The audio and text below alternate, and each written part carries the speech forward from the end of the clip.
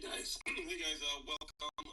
Good evening to you once again. Welcome to another money space with me, Kalu Aja.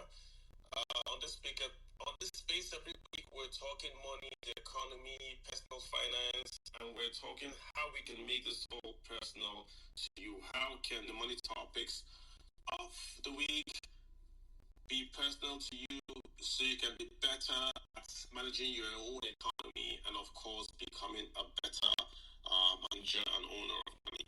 This week, we're talking urban farming in Nigeria. That's just a title we want to have to encapsulate all we want to talk about: food inflation, the role of GMO, and how can an average Nigerian family, right, survive this high food prices that we have currently in Nigeria. So I'm going to get today. He's going to just walk us through it. I have a few questions for him. This is what I call the learning space. So I want to learn, and I hope everyone else wants to learn. How can we adapt? What can we do? I mean, most of us just did agriculture in secondary school, and that's it. But today, is it what we learned back then? Can we apply it now? Can we have an urban farm? What is this GMO thing we hear about? Is it good? Is it good for our kids? Should we use it?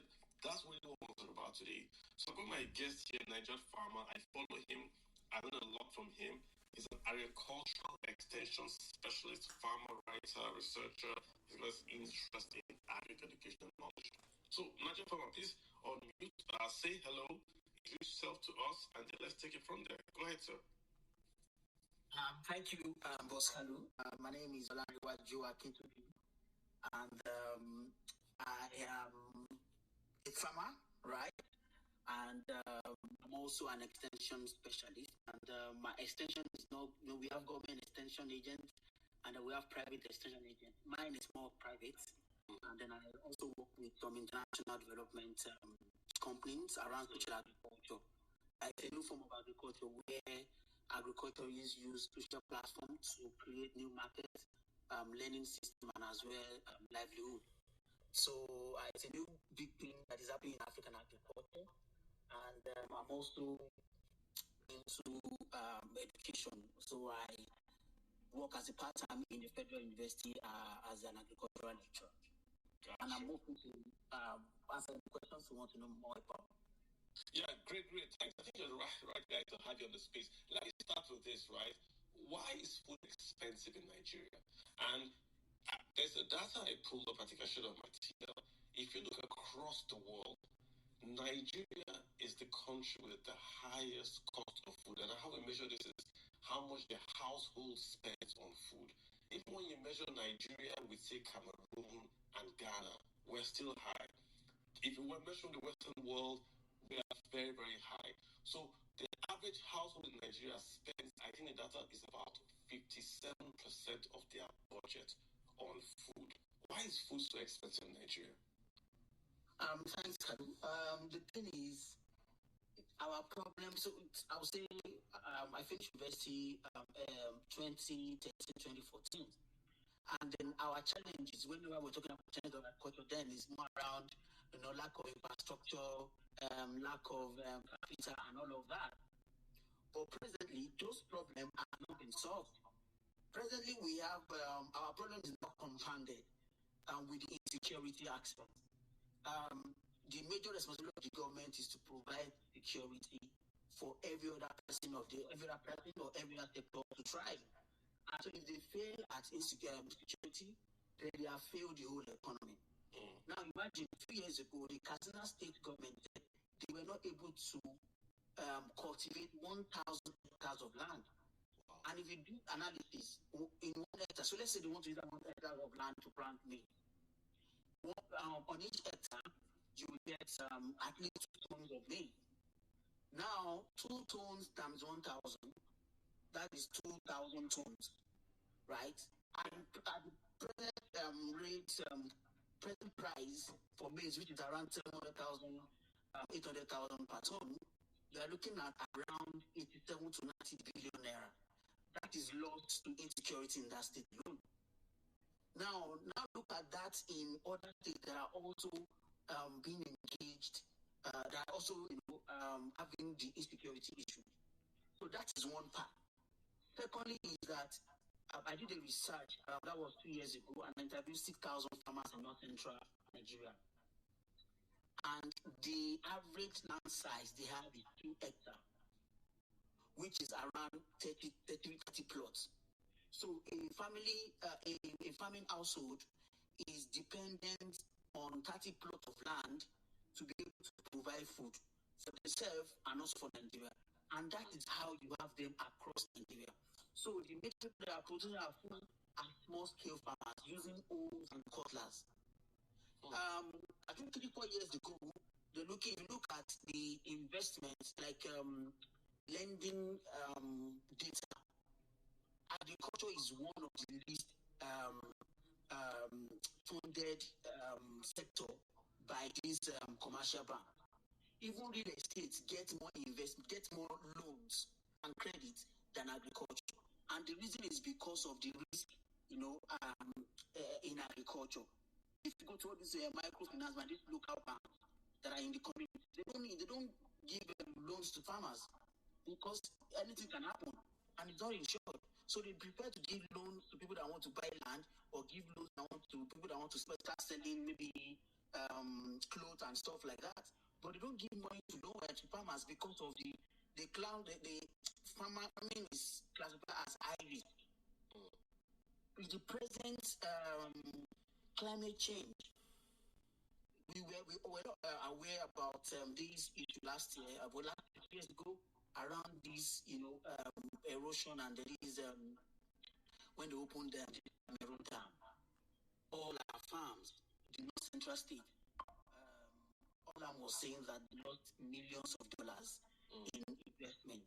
This climate change is upon us, right? And farmers who are the least contributors to the climate change effect is being affected the most because now we plant based on climate, based on weather. This year, rain started like 3 weeks ago, like the real farming season started 3 weeks ago. In 7, 5, 10 years ago, farming season starts by late March, early April. Now, if we're starting farming season in June, how long before the rain stops? And if you start April, we're able to plant maize twice in a year. But now that we're starting June, how long before the rain stops? And how many times are we going to plant in a year? So double planting is not sure this year. And if double planting is not sure this year, that means the output that we'll get, the yield that we'll get will be low. So next year, we might even get to buy more food and more food in higher price than this because of this climate change. So the challenges is just everywhere. The capital is not there. Insecurity is a problem. The infrastructure is still terrible. And then the farmers are not equipped with the right tools to be able to, provide more food. So, and even the government policy last year when our CBN governor cancelled cash, these local farmers, they deal with cash, they don't deal with transfer. And many of them, they harvested. There's no money to be able to, there's no cash around that they can, transfer their business with. They had to sell anyhow just to be able to, so that they won't just, waste like that. So sometimes the policies is just, it's just not favorable presently. And that's the reason why, the local food price is expensive. Now, to talk about the imported food, hold on there. Just hold on there. I want to come to that import. But you've laid out a whole series of issues. You started off from the yield, and you said that the Nigerian food is being grown by subsistence farming. So the food we eat in Lagos, Port Harcourt, Abuja is being grown by smallholder farmers with their children using hoe and cutlass and rainfall. That, I think, is the main issue you're highlighting, that we don't have this mechanized farming like that in Holland. It's mostly subsistence farming. Then you went into the insecurity, you went into the funding that Nigerian farmers are not getting funding, and you even went into as far as going into cash. But let's talk about the subsistence farming. Was there ever a time, this is 2024, from 1960 till 2024, has Nigeria ever gone into mechanized farming? I mean, we've had Operation Feed the Nation. We've had every government say we want to diversify or go back into agriculture. Has there ever been a time from 1960 to 2024 that Nigeria, even if it's a part of Nigeria, was into this mechanized farming? I think government has tried to, come in and do some form of photo ops, saying they want to go into commercial farming and the rest of that. But the question I'm always asking them is that who are the people that is going to be managing this commercial farming or whatever? I feel that the government do not have a job in saying they want to start farming. Government should provide an enabling environment for people to try, not to come and go into say they want to do farming. Now you see state government buying tractors. According to data, in Europe, a tractor has a lifespan of 15 years. A tractor has a lifespan of 15 years. In Nigeria, it is 5 years. Because of the lack of the mechanics and also maintenance. So even presently, we have a shortage of tractor drivers and tractor mechanics. So if you are buying tractors in large amount or in large quantity, who is going to drive it? Who is going to manage it? And when you have issues with parts, how are you going to fix it? So these are the problems. And now I'm an advocate of let's start with 1 or 2 stroke engines. And that's how China did their own. These farmers that are using cutlass, if you go to Katsina, if you go to Dosima today in Katsina State, you will still see a farmer using cow as a plow machine, pushing cow to be able to drive the plow. Now get them all these 1 or 2 micro stroke engine that they can push and they can share the locality. So if you buy maybe in a local government, you give them 15, and this farming community can share one and be able to provide instead of doing 2 hectares, you can do 3, 4, 5, and that will increase food. So governments, think they want to go into, they're coming up with different policy or program around agriculture. I think it's just they are limitless in their understanding. Create an environment. If you go to local government, state government offices, local government offices, how you know that you have arrived is when you see tractor graveyard. The ones they've been buying over the years, who is driving it, who is fixing it? It's because we don't have it. So why are we buying tractors when we can buy all these micro tractors, all these tractors that look like a bicycle, like the hand push one and all that kind of stuff. Yes, the hand push one, the one that looks like Okada, that people can show in the location. Those are little, and the thing there is the beauty of these is that it now helps with rural economics. Now let me tell you, if you have those hand-pulled machines, they are more like they use this engines or Okada engines. And now we have a lot of these Okada engineers in the rural community. So if it spoil, you take it to Lanre with the tractor, Okada mechanic. They'll fix it for you. Your money is still within that location, within that rural location. You can buy fuel from that madam that is. And the local areas, they sell petrol. They don't even use liter, they sell by gallon. Those women can also start business with that. So that's how you start developing rural, and that's one of the things I studied too in my master's is around rural development. If you bring about technology that people in that location can manage, money do not leave that location, and then that's how you develop rural economy, such that people can now start to become productive in the rural economy. Yeah. Well said. Again, you made that point in passing. What you said that in China, the pathway for China was that they did rural economics first. They got food in rural areas first. Then from the rural areas, they then went and built their clusters at the coast, which then employed the Chinese. But then they made the farmers that were in the rural areas rich. That the farmers were able to send their children to school. And it's their children that went to school that then went to work in the foreign factories that were on the coastline of China because they were educated. So they started from the rural in Nigeria's case, where we shouldn't start from the cities. So good point there on Chinese model.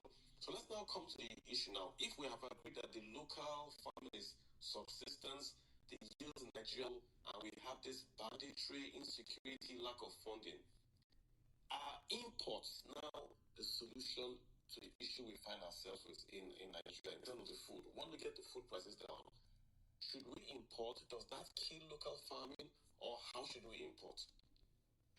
So the thing there is, if you want to build rural economies or maybe a local economy, there like a Nigerian economy, you also need to give them some support so they'll be able to, be standardized to those international economies.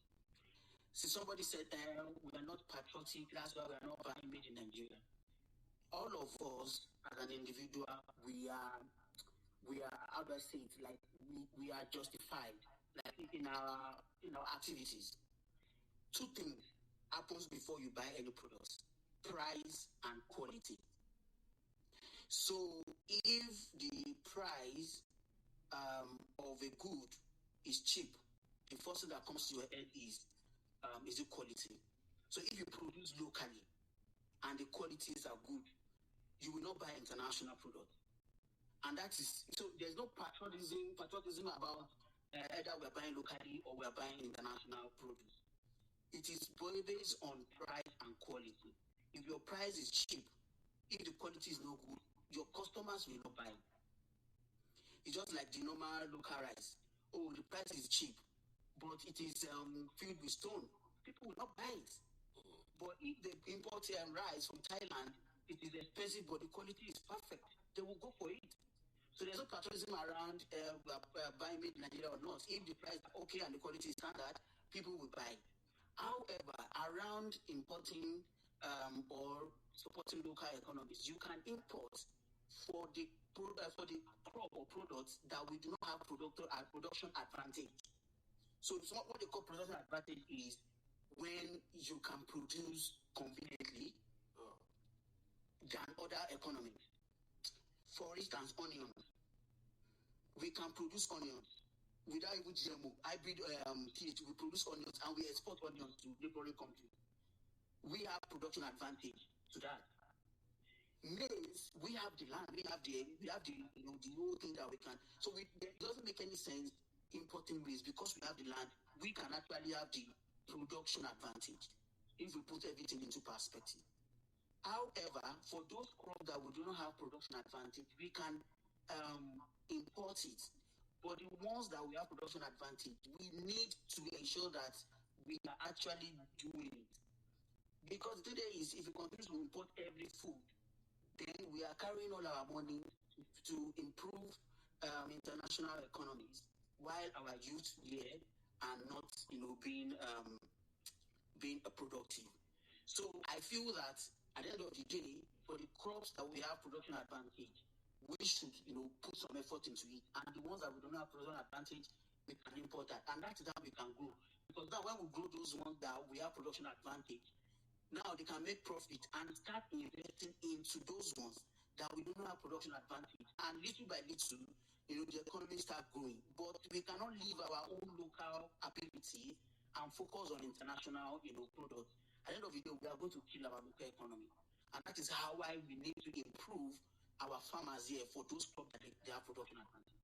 Yeah, but the question then comes that rice, for instance, is a staple in Nigeria. Gari is a staple in Nigeria. I've personally seen gari imported from India in Abuja, in a store in Abuja. Gari in Abuja in a store. So, but if we cannot make enough rice, because Kebbi to Lagos has very, very bad infrastructure, you've said funding, you've said yields, and you've said rainfall means we're going to restrict our cultivation to one cycle instead of, say, 2 or 3. Are imports not a necessary way to fill that demand gap? Because if there's no supply, prices go up. So the cost of food in Nigeria goes up. Can imports not bring down that price? I mean, what you just said now, sir, is what the ministers say, oh, we have to increase our local output. But if we can't increase local output for factors beyond or within our control, are imports not a solution that we can jump on? Absolutely. And I agree with that. Let us do like a sincere analysis of which one we do not have capacity to produce enough. Staple food are staple food. You cannot do anything about it. Carry is a staple food. Maize is a staple food. Rice is a staple food. Now, which one can we do conveniently? Presently, Nigeria is the highest producer of cassava. However, we are the lowest, one of the lowest yield per hectare. So imagine that we have standard yield compared to the rest of the world. We'll be miles ahead, and we can start exporting gari or maybe cassava to other countries. For me, we can do it, but I don't know why. All of this while I said, however, for rice, there was time there was a lot of investment in rice. Even me, I had to go to the north and just put some money and do all great things, and we were actually doing very well. But the thing that the insincerity of government and also insincerity of people killed that rice value chain. And the reason for that is people that collected money to invest in rice for the rice. They named the project something I've forgotten. They collected this money. Many of them traveled abroad. Many of them, changed the money, channeled the money somewhere else. Some people were even farmers. A lot of farmers married to a second, third wife because of that money, because they feel like it's free. And all of this, if we are going to be doing a project to be able to substantiate our produce, you need to be very clear, in terms of the project and expectations. When they started the project, it was doing very well, and at the point, everything was open. Now, all the milling companies that were open in anticipation of rice being ferried to them for processing, many of them are actually not working now. So some that are working service below capacity. And so if we cannot do this, then there's no point keeping the masses hungry. Let us open the border and bring in rice. And then look at the drawing board and say, okay, this thing that we've done is cement. How can we, reevaluate it? And then maybe restart the process. And the other thing there is, even if you don't want to open the border 100%, at least limit it so that the local economy can also, grow. In Europe, whenever a farmer produces, the government subsidizes it. And that's why you see that a lot of their food is cheaper. But here in Nigeria, whatever we produce, everybody put their money on top of it and sell. So there is this, the pricing board is just, they're actually useless. Because they also need to come into play and support the farmers, or even government subsidizing the produce, so that we can match those imported food that is affordable for the common man. Gotcha. Okay, now so we talked about agriculture in general, the macro terms. Let's start to go into the household and into the budgets. What's this GMO thing? If you could just talk like we don't know what's going on. What is GMO? Is it good for us? Because I want to link that into how we can do our own household farming. We live in Lagos. We don't have land. We don't have farm. Can we farm on our rooftops and backyards? But walk us through GMO, then that allows us to dovetail into how we can do this urban farming. Thank you, Kalu. See, GMO is a technology that's that's designed to help with food insecurity, especially for developing countries. So basically, what that means is that they are going to be bringing traits from other crops that have like a very good trait and bringing that trait into the gene system of another crop, so that crop can also have that trait that other one has. So I use sorghum a lot. So sorghum, because I'm a green farmer, and so sorghum is a cereal that is very drought resistant. What I mean is that even if there's no rain and you plant it during off-rain season, it's a good drought resistant crop. What happens is that when it is too hot, when transpiration occurs on leaves, when water leaves the leaves, what the crop does is that it will now pull its leaves such that there will be little transpiration that happens on the leaf.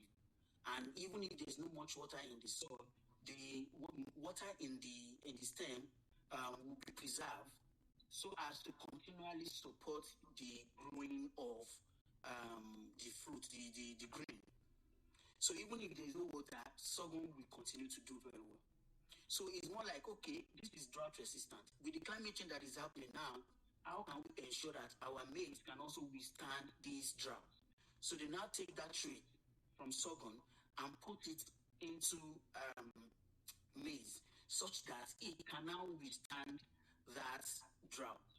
Now, the other thing there about this GMO is that presently our maize is around 2 tons per hectare, which is like 2,000 kg per hectare. But other countries are doing 4, 5, 8, 10 because they have been able to manage a pest called armyworm or stembora. See, that armyworm or stembora is the biggest farmer's nightmare. When they attack your farm, just to the first, your yield could reduce. That is a given. Now the challenge is now how you can avoid, how you can at least push them away. So now what this telomere, this GMO, what they have done is that they look at other crops that is resistant to this armyworm, take that trait and put it into that maize as well, such that this armyworm, they might attack the maize, but they will not have any effect on the yield.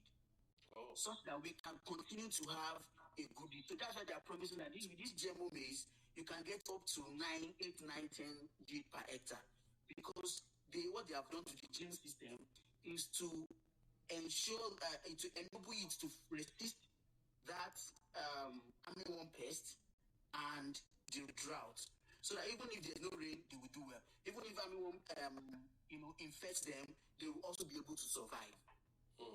And so that's why we're saying, okay, it is good because to some extent, it's solving a little part of our problem. But, it also has its own challenge. It's a good technology that can also help with increase in our yield per hectare. Such that, because maize is a very key, food in Nigeria, and so we can continue to have that and be able to survive. So that's like the gist around GMO. These are like seeds that are like modified to survive drought, pest, which means that of course if you plant it, you get higher yield. But I think everyone is just worried about the GM part of it, the genetically modified. So if I eat it, right, I'm safe. If my wife is pregnant and she eats it, the baby's safe. I think that's what the concern is. So the thing about this genetic, I think that's what is confusing a lot of people. And genetic engineering has been for years. It was through genetic engineering that yeast was developed. Even insulin that we use to treat diabetes, it is through that genetic engineering. Now, the thing is, a lot of our food, maize, rice, they were all white stuff. Even banana before has little seed inside that is not palatable when you eat it. But what they've done is, it is two types. There is this genetic modification and also genomic selection. I'm not a scientist, but because of the kind of work that I do, I have to learn a lot of these things. The genomic selection is when they mate two crops together, and then they now pick the one that is very, very, doing very well. So that's why you have this hybrid seed. At the end of the day, there is still a modification in their gene, but there is no insertion of external gene or external trait. It is two people, just like a black man marrying a white woman and having an outcast, right? That is what we call hybrid. Now, for GMO, it is more like a black man, marrying a black woman, but now putting that albino trait inside so that the children can become white. That kind of thing. So that's the difference. Now, the thing there is, so far so good. In all the years that GMO has been around, there has never been any scientific research or conclusion that is linked to any disease. Presently, we're actually eating a lot of GMO food, but because of this lack of labeling, a lot of people are not aware. 2019, they released PBR cowpea, which is the white beans, and it is GMO. And the reason for that is that normally the white beans, when you plant it, farmers use pesticide almost 6 times before they harvest the seed, the beans. And so these pesticide, they settles into the food. And that's why you see that in the last few years, we cannot export Nigerian beans to the West because the pesticide sediment in our beans is too high for anybody to eat. It's higher than their normal. So everything comes back to Nigeria. You see that a lot of farmers, there's something called withdrawal period, where you should not apply any fertilizer or any pesticide to your crop, so that those ones in the crop can also wash away. But farmers, because they want to make hiking, they continue to add pesticides so that at least they can have high yield. And when they harvest these beans, the marketers, they also soak it with sniper and so many chemicals, and it settles into the food. And those chemicals and pesticides, they are poison that has been linked to cancer and other ailments.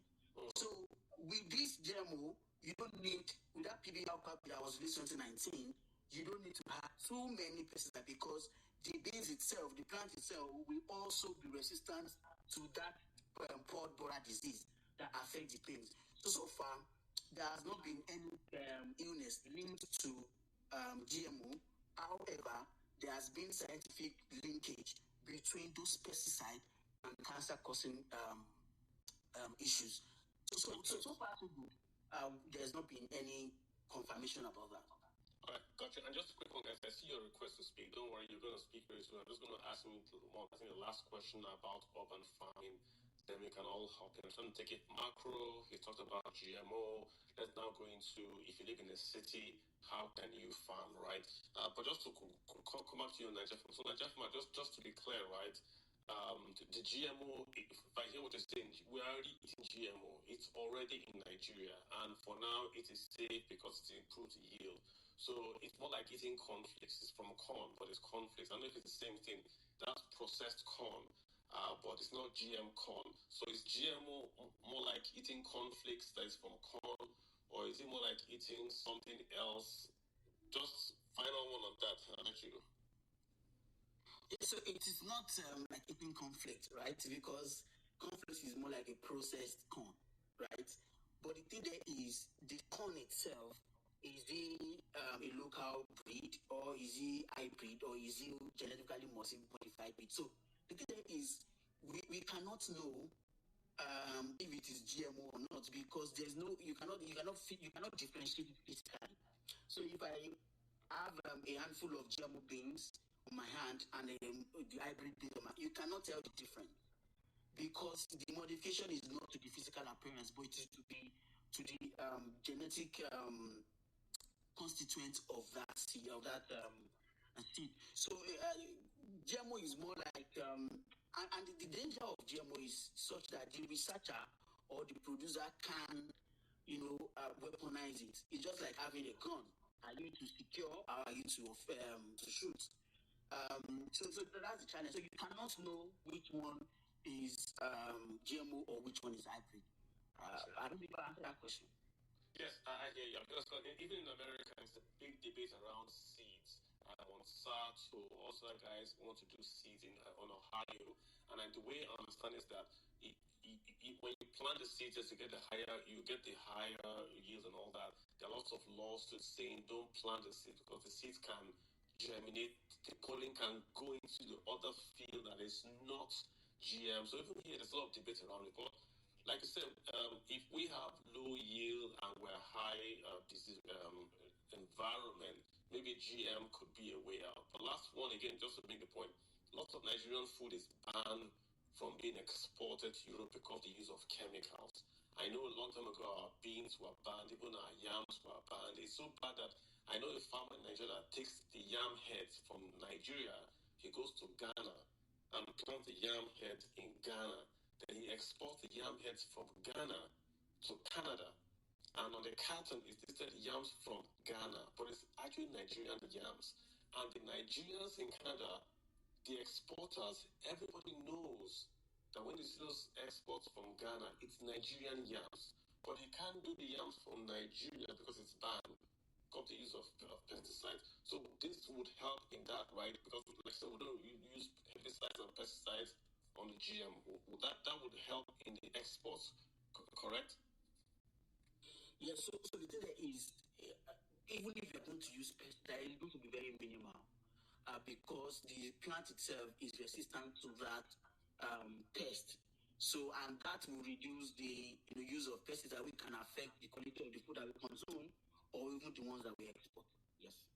Gotcha. Okay, so let's now go further into the urban farming really, right? Let's just take a guy living in, say, Abeokuta or Abeokuta has farmland. Let's say Lagos or Abuja, built up area, cement everywhere, food is expensive. Let's just pick, even if it's onion or tomato.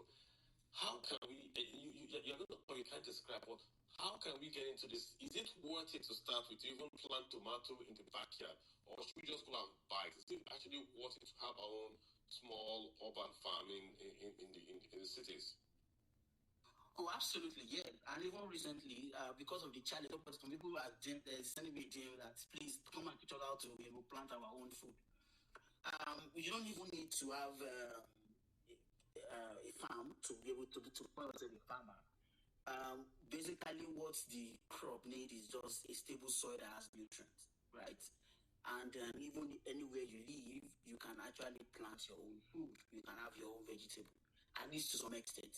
You can plant yam in sacks. You can plant tomato in buckets.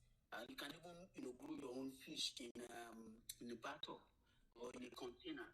And the thing there is you can substitute. I don't want to say that.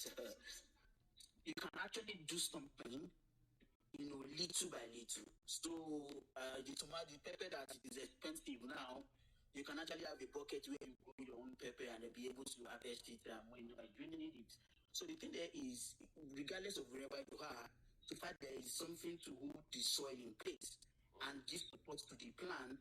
You can actually plant it. So that if you grow, let's say, yam in sacks, the stem, they cannot stand on their own, so they call it a running stem. So you need something to hold them in place so that they can have access to sunlight, which now transports into transfer into the food, the root system. So you can also tie something to just hold the stem in place so that they can have access to sunlight. So you can do that in your backyard, in your veranda, in your balcony, something that you can have access to at least 1 hour or 2 hours source of sunlight to help them with photosynthesis. So you can actually, and I've started a series recently where people can also learn how to, do all of these things. And then for the seed, you don't even need to buy the seed anywhere. You can also use the seed from the ones that you bought to cook in the house already. Is it like you have a video series, or what do you mean by series? So it's like an hashtag where I will do it and post the video so that people can see it and learn. To do video now, I really don't have the time. Do the video. I'm looking for people are also asking me. Last time we had a guy, I'm looking for something I can share to people because in the like I told you, if you go to Amazon, I know most Nigerians, Amazon doesn't work in Nigeria. Amazon will give you a prepared kit already to grow your tomatoes, and it's just like a bulb. You just buy the bulb. It's $10. Literally, you just open the thing and put it in your window, and you have tomatoes. Literally, there's no soil. It's water. It's literally hydroponic and all that. So, if you have a friend that lives abroad, ask him, please get me the tomato hydroponic kit or the tomato growing kit. They'll send it to you, And you just grow tomatoes near your window, like the farmers, like on your window, and it saves some money. It's less than $10, but you can reduce your expenditure on food. So that's what I'm looking for. If you have all those videos, how you can grow tomato, how you can grow onions in Nigeria in the urban setting, send to me. I'll forward it. If you want to sell it, send to me. I'll share it out. It's not a problem. So, Nigeria, is there any other tip you want to have for the urban farmers out there? I mean, we know that the food is expensive. What can we do? Like, what particular crop is best for the urban dweller that they can actually get into real quick and start to farm, and that we use when we do tomato, we do onion, we do pepper? Which one can we really do right now? I heard you say fish in bathtub. Which one can we actually go into? Like you recommend? Yeah, so vegetables are easier to do. Say tomatoes, pepper, your ewedu, your vegetable, and as well as yam. The yam takes longer period, but the tomatoes, the pepper, vegetables, and the rest of that, they don't take too much time before you can start getting one or two harvest from them. So I would say that even onions, I would say that basically the things that we need most, tomatoes, pepper, onion, vegetable, our ewedus, even okra can grow in a bucket. Those are the things that that are quick. And the thing there is, even if you are looking to go into agriculture later on, this can be like a stepping stone, to understand how to tend. And the beauty of this thing is that if you are doing home gardening, there are basic things in the house that you use as fertilizer for your plants. I would say, for instance, if you finish eating banana, the peel, don't throw it away. Soak it in water for 2 days. That water, sieve it out. That water is the fire fertilizer for your garden pot. Pour it and then give you. If you have rusted nails, anything iron that is rusted, just soak them in water, mix them together. That rusted water, pour it into those pots. They are good calcium for your plants. They make them strong and withstand pests. So these are basic things. If your potted plant is going off, is dying off, just get milk, add it with small water, pour it. It's a good nutrient. They will come back to life. So these are basic things, house things. Even if you buy vegetables and then maybe you finish cutting them at the stem, instead of throwing them in the bin, pour them on that potted plant. They are also, or just bury them inside. They are also good fertilizer for you. So there are lots of homemade fertilizer that you don't even have to go and buy fertilizer anywhere. They are also good to grow your pots. Banana, milk, water from the rusted needles. They're all household products. You could just, when you eat cornflakes, instead of washing it, you put it in the pot, the yam pot. When you eat banana, it's the water, right? Not the banana peel, say the water. Yes, the water. Even if you don't want to do the water, you can just infuse the banana, just shred it into pieces, and just bury them beside the crop. They are also good nutrients. There are lots of them. Gotcha. Excellent. I wish you had more of this. These are the tips we're looking for, like for the guys that want to go into urban farming, because we don't have fertilizer. So I can buy a bucket, use that, put soil from the. Can I use any soil? Can I go to Barbitro? It has to be black soil. Where can I buy soil from? Yeah. Don't forget Barbitro. So, where will I get soil from? If I'm in Lagos and I want to go get soil, where should I go get soil from? Good. So if you have maybe like a farming location around you, you can go to the area and get their topsoil. If you can't do all of those trades, those people that do this gardening on the roadside, where they sell this flower pot and all of that. Those guys, they have good, they have good topsoil. You can buy they sell the soil as well. And so supermarkets do they sell these topsoil, these soil for home gardening. You can buy from them, and then you put them in a bucket. You put your seed, you wet it, and then you put them in a place where they can at least get 1 hour, 2 hours in the source of sunlight, and then you can also start to learn from them. And then in case you have any problem, just tag me, and then I'm happy to help. Okay, so that means I can maybe take 4 buckets to Kogi and ask my friends to fill the buckets with sand and export to me. Don't go to Kogi. You can buy the soil, very in those people that sells on the road, that sell flower pot and all of that on the road. Gotcha. Or go to a farm very close. Even if you're traveling to Kogi, and you go with your car, just get small soil and put in your boot and yeah. Interesting. I mean, the things we take for granted now. So bucket, soil, banana, calcium, all these things are very, very important. I didn't know them. Okay. And we can get started. Okay, we've talked for a long time, so let me bring in the flood. Some guys have been waiting patiently. Oxley Tech, you're the first guy here. Oxley Technologies, please go ahead. Naja Farmer is here. We're talking how to farm, GMO, and of course food. Go ahead, sir. All right. Thank you, Mr. Carl. It's nice being on this show and listening in all the interesting things that has been said. So I'll just speak from maybe 2 or 3 different dimensions. Number one is, I think it was it on Friday, I was on a call with someone that I know very well, known him for a while. He's a food merchant. He deals with serious food, moves food from the north to Lagos. He was trying to describe to me, the kind of crisis that we are in as a country in terms of,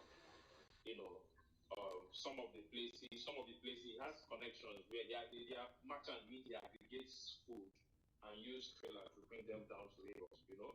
So he's telling me, he was like describing to me the kind of crisis that the country is in, that most of the farmlands along Abuja, Kaduna Highway, Lagos, you know, most farmlands that are known to be generating food are no longer, things are no longer the way they used to be before. And he's telling me that like the food crisis that is in Nigeria will actually get worse even throughout the year and sometime next year. I was a little bit paranoid.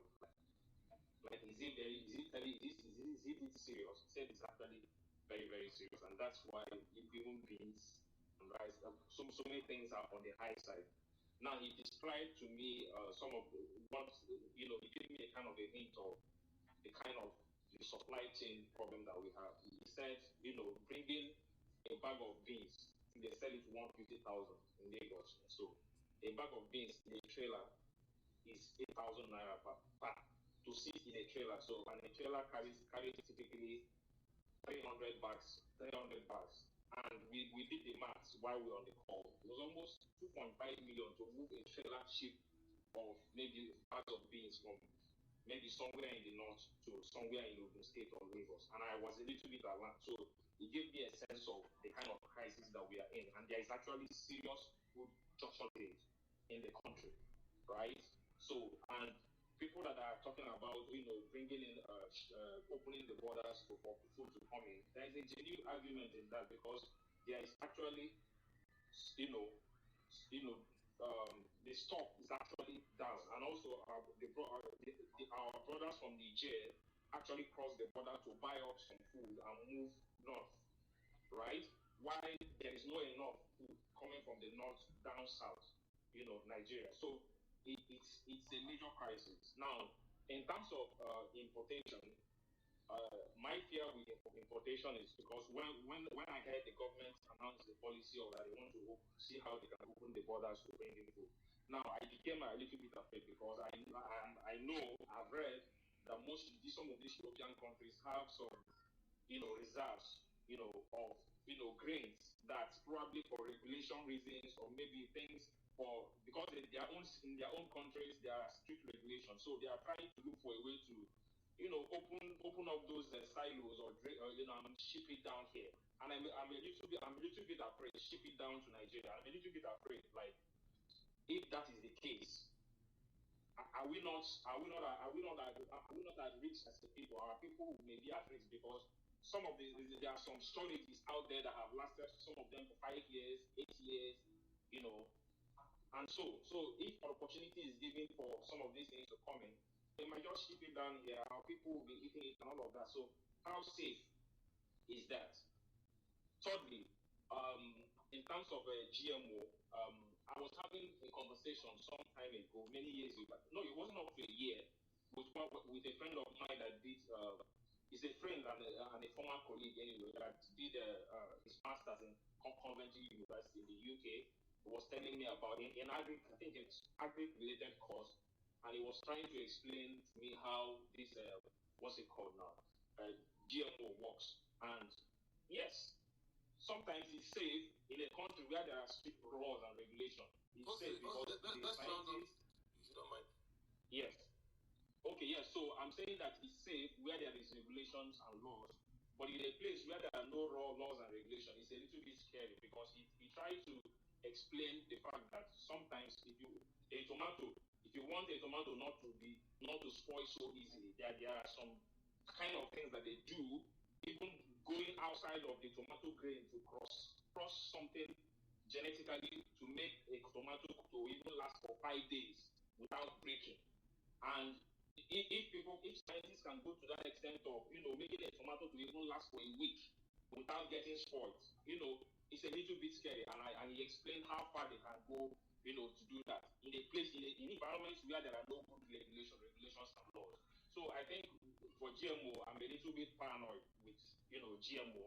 Yes, it might be safe, but you never can tell where and what has been done in the labs or what has been done elsewhere in the farms and all of that. So we need to be careful. So what I'm saying is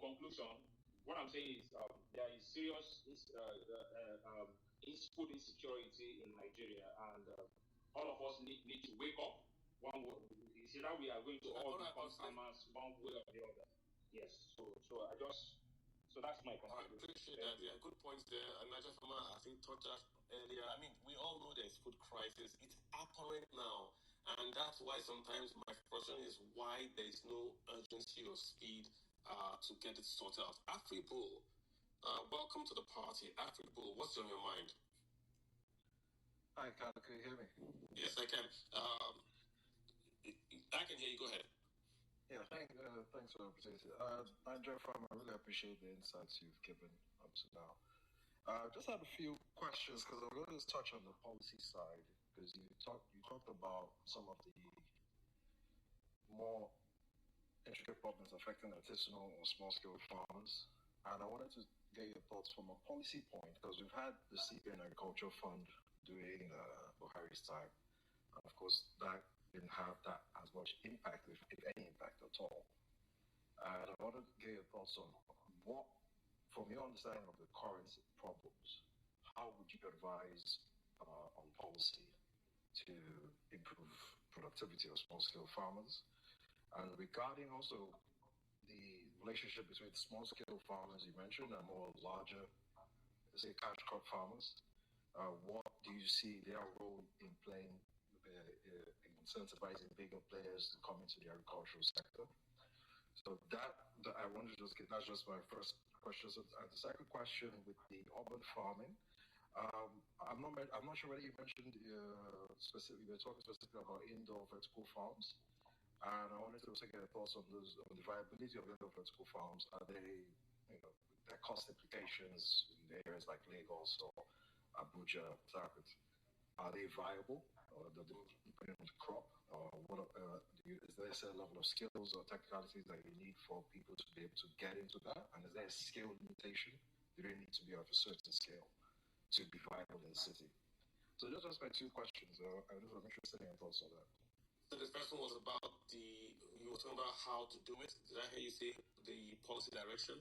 Or what you would do with it? Yeah, so the first one, the policy direction for how to improve productivity of small-scale farmers, and also tied into the place for larger scale farmers in the sector, how to incentivize larger investors to come in. So that's kind of the first question. Yeah. All right, I just want to the floor. Thank you very much. So I mean the small scale farmers, basically what they need is more around support, training, and also capital subsidy. And I think if anybody is going to come up with policies to support them, is around provision of the right input, making sure that even people that want to maybe import small scale input, give them access to be able to import all these machineries that will support their production. The thing there is, if you're using hoe and cutlass to cultivate 2 hectares, if you get a semi-automatic machine, you can actually cultivate even double or triple of that.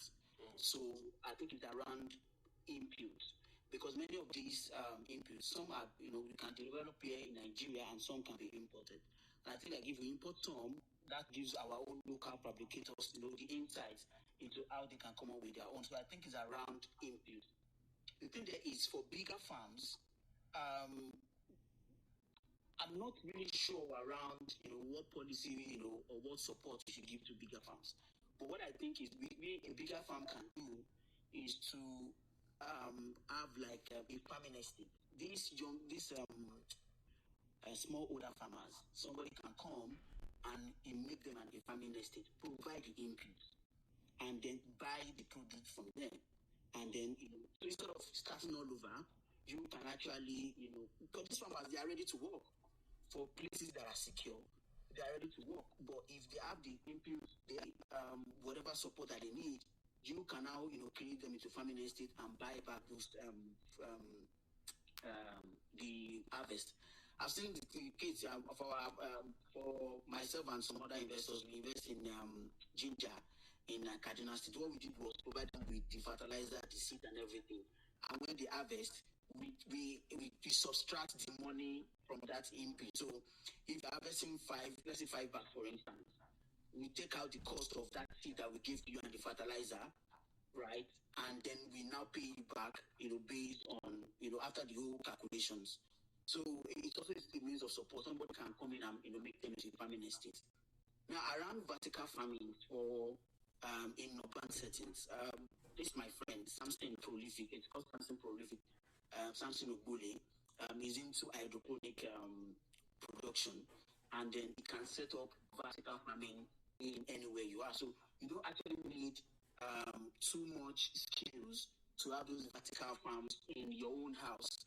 When it is set up, there are basic things that you need to do or to know, and they can actually support you with that. So, and the thing there is, for this my friend, he can actually buy back this produce from you. So if you have more than enough that you want to consume, if you have enough, he can actually buy it back from you, because it has gone through the right production process. And so we can actually say, okay, because of this, we set it up, we provide all of the service, all of the input and everything.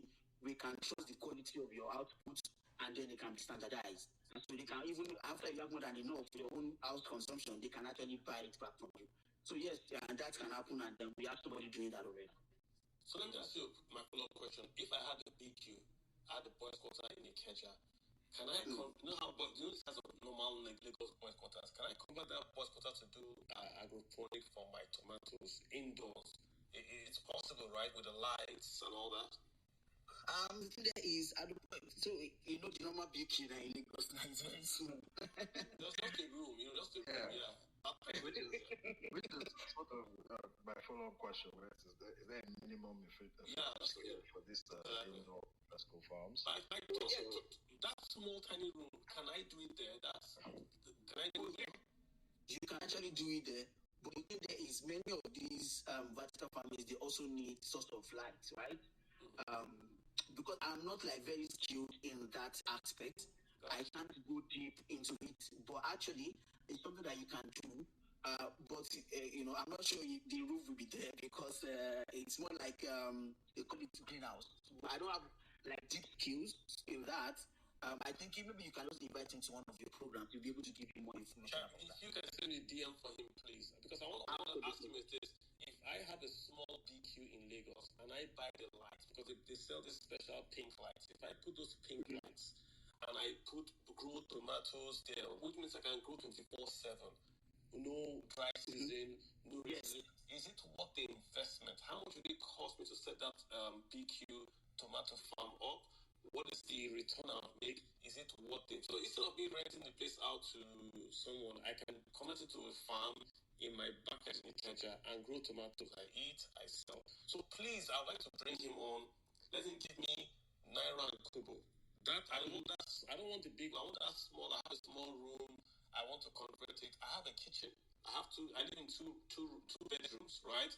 I maybe have a girlfriend, I have a wife. We can convert one to tomato farm. Yes, because Nigeria is going through a crisis. I grow tomatoes, I sell it. It's a hack. So I would like to talk to this guy. Even if he can't come on the space, I'll post the square feet, post cost of the lights, and people can say if it's worth it. This is what we actually want to get from the space, this Naira and Kobo, and if it's possible, because we can't go to hydroponics outside, really. Africa, you have a follow-up. Yeah, no, that's because I was kind of targeting what I was trying to ask that, because there is initial capital outlay for this. That kind of be a minimum scale where it is, it makes sense. So I was hoping to get a sense of that, but I'm also very interested in the gentleman you spoke of, Joe, from the details of this.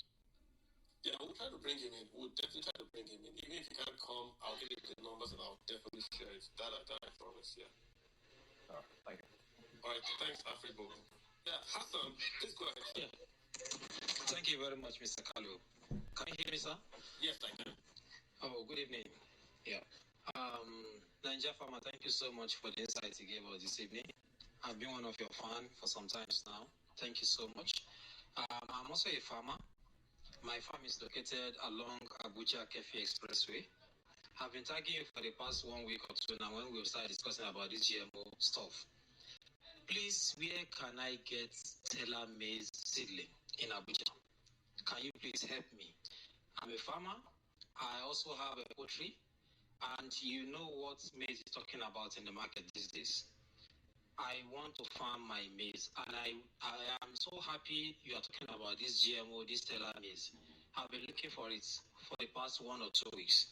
Please, where can I get it in Abuja? Thank you very much. Thank you. Yes, because it's just been released, right? If you go to the ADP office, there are a lot of ADP office in every local government. There are ADP office in every local government, or even area council if you're in Abuja. If you go to those offices and you tell them you want Stella maize, if they don't have it in the office, they have the distributors where they can ask you to go there and buy. It's quite pricey now because I think it's just been released. I think it's 1,000 per kg or so. Just go to the ADP office. They will give you direction. What does ADP mean?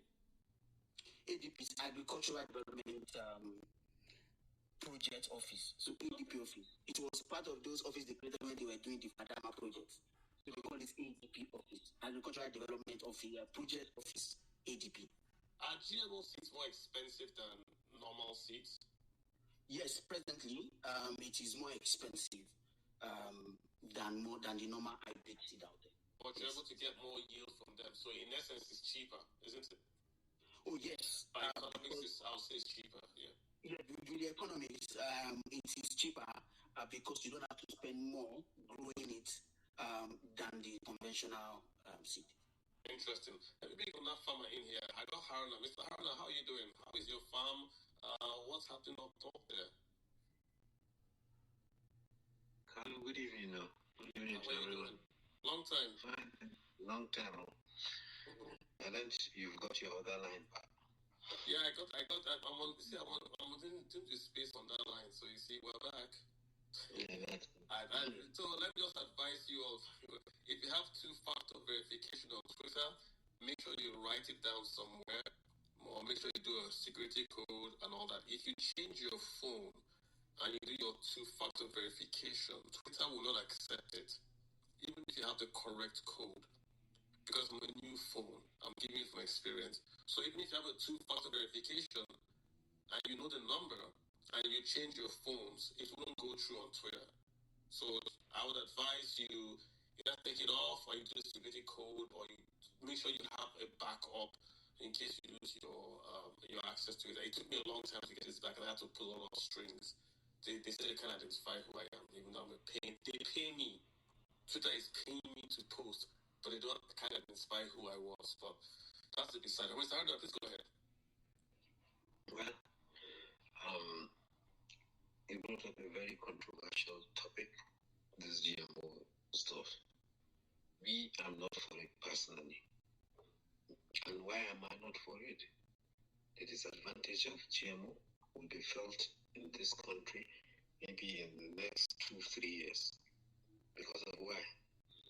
When you plant a GMO, seedling is seedlings. And when they get to pollinate, if the wind should take the pollens off to your neighbor's farm that does not plant a GMO, it affects his output completely. So what are we going for? And moreover, scientifically or logically, it has been proven to a certain extent that just like this broiler and these chickens that we have all over, look at the cancerous effects they're having on people. And we're talking of, we say we want to bring GMO because of food security. Now, even without the GMO, don't we have how many people are accessible to their farms? This issue of food security is because the farms are not secured. We have more than enough land. Why are they forcing, in the whole of Africa, they are forcing GMO on 2 countries only, South Africa and Nigeria? Why all other people, why you that you are there, will you tell me that GMO's foods are available everywhere? And are they labeled? Are they not labeled in the supermarkets and the groceries? Then okay, why are we not labeling ours? And who conducted the test on this Tesla to find out? You see, GMO is a genetic modification of a gene. That means there is a laboratory-induced thing. It's different from hybrid, because hybrid you cross fertilize. This one is a laboratory-induced, and just like you have the COVID, the coronavirus that people are crying now all over America, this guy suddenly thing. With the cases now coming out of coronavirus, what is happening? The science is lie. The science is not the truth. A lot of cover-ups. The same thing with now Monsanto. Up to the date, Monsanto is in court in America. They are still paying huge liability, huge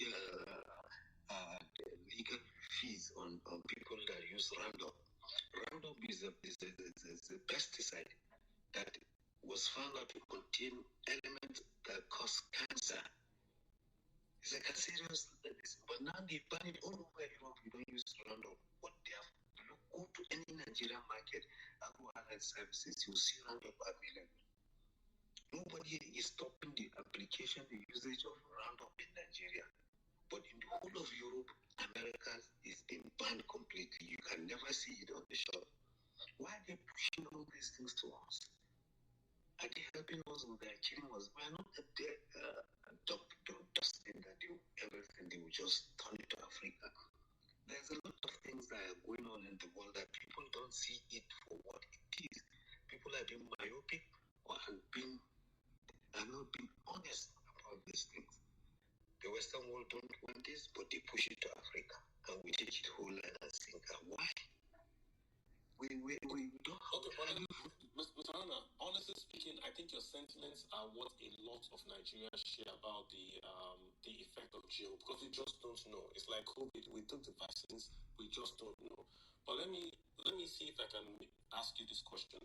When I was in secondary school, I read about a guy called Malthusian's theory, and he said very soon, or he said back then, that the population of the world would have grown so much that the food supply will not be able to keep up, and that the world will then die. He was wrong, because he didn't anticipate hybrids, high-yield seeds, GMOs and all that. So currently in the world, the reason why the Americans, the Argentines, everyone can produce so much food is through fertilizers, pesticides, hybrid seeds, and even GMO, i.e. science. When you go to Israel, you see one tree with two fruits. You see trees grow in the desert producing fruit, which naturally should not occur. Is there an argument that because in Nigeria we have not been able to increase the yield, and we have this high pesticides and high crop failure, i.e. post-loss harvesting, is it a sense that we are in dirty water, so we can't really complain about the rescue? Will that work in this case? It won't work, because it's a post-harvest. What is the difference? The GMO seeds are designed for making sure you use little fertilizer or specific fertilizer, because there are some fertilizers that don't work on GMO seedlings.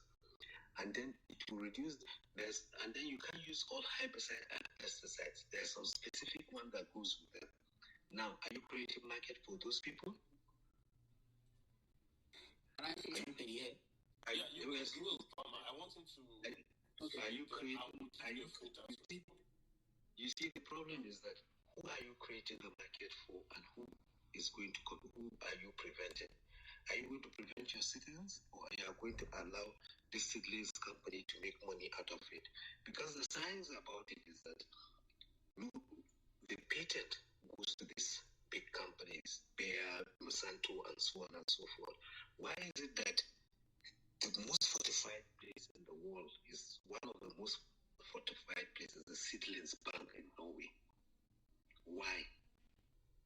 You see, that theory you are talking about, there's another theory that says that the population of the economy of the world is going to turn to the most populous countries in the world.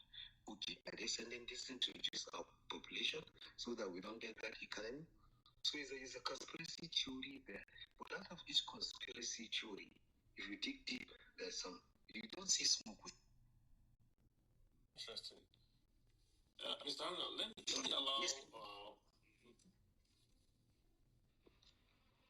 Sorry, I don't know if I interrupted you. Your audio went low and I just spoke. I don't know if you're done. Yeah, what I want to say is that why are they protecting and making sure we take this in? Is the government after our health, or they're helping the seedling company to sell their seeds? What is there? The government is supposed to be a buffer for us to protect us. But why are they whole belt and sinker? Where is the science of it? Did we have the science of the mutation and everything? Did we test it? That's my own. They just brought it to IRAs and they planted it. They see, okay, it can go, it can go, it can go. That is all. But the science of the seedlings and the effect, let them show us the science. Nobody in Nigeria has a proof of that science. I'm telling you authoritatively because I went there to discuss with them. And nobody can tell me, all of them, nobody knows anything about it. But they have the seedlings. And they grow the seedlings back, what would I say, for marketing. But the science, nobody. And if he can tell us who chose the science, let's hear. So let's get him back on. Raja Farmer, I'm sure you're aware of that. I mean, what he says, what literally I know half of the people are saying. So yeah, so I will start with when we say we want to know the science about GMO and all of that. The question I will ask is when they give us a medication and say, oh, this is the medication that solves this problem, do we ask for the science behind that medication, or we just buy the medication and use? That's one. Secondly, I would say when you say, oh, we have no, you are wrong. You are wrong. Don't use that example. No, I'm just because for every drug, for every drug you buy, there's a leaflet there that tells you the potency of it. I'm just saying, for every drug you buy. I allow you to finish. Can you allow me? So the thing there is, when there is conspiracy about something, we tend to, dig deep. The other thing I also want to mention is when you say, oh, we have lands and everything. Do you know that Nigeria has one of the lowest fertilized, one of the lowest fertile soil in the world? Our nitrogen use efficiency is so high that if you plant without applying fertilizer, even plant more fertilizer, you will not get a good harvest because our nitrogen use efficiency is so high that our land is not as fertile. It's one of the least fertile land in the world. And I made a publication about it. If you go through, I think I shared like 2 days ago. If you go through my page, you will read about it. That's the second. The third one is around this GMO. The thing there is, when we don't know about something, it is important that we also get the right information about it. The GMO we've been talking about this GMO for like 2-3 years now. This GMO Mistela. We're talking about it for like 2-3 years now. But people are not comfortable with it. People do not put the right mind to like, let me listen to you or whatever. But now that it is out there, that's where people are fighting it. Even last year in November, I was telling my followers that the new maize is coming, it's Cotiella, the GMO. We should plant it because the numbers, like the statistics coming from the testing, is actually very good and people can get good deal from it. Presently, a lot of produce farms are closing down because of lack of raw material, which is maize. Now, if we can plant this and get this maize out there, farmers can also continue to produce food. Now, the other thing when you talk about, nobody plants meat in the world and everything. Presently, I'm in the UK presently to visit my family, and there is GMO food here in the UK, but it is labeled. So you know that you are buying organic or you are buying GMO. US is the highest producer of GMO maize in the world, with over 70 million hectares to produce maize. This GMO's this thing is an open system technology. So you can go there and try. When you talk about this farmer, this company, you have to buy the herbicide. It's just like an Apple. You cannot use Android charger to charge an Apple product. So many of these, it takes them years to be able to come up with this technology, and they patent it just for their own good, so that if I patent my maize seed, if you have the now, It is an open system technology. You can go there and go and run the test. The research, the country you are working on, they will have to approve it if it is right or not. The thing there is, if these people take years, to come up with this new seed, they also want to, ensure that they are successful, like profitable. So that's why they patent it. Now, the thing with Teller Mills is that it is not a company; it is a government private partnership where they support themselves. So if it's only a company, that's why you see Monsanto, they will say, okay, you use their fertilizer or use their herbicide. Because what they have done is that they have done the technology such that it is only their herbicide that will work for it, or only their fertilizer that will work on it because of the way they have designed it.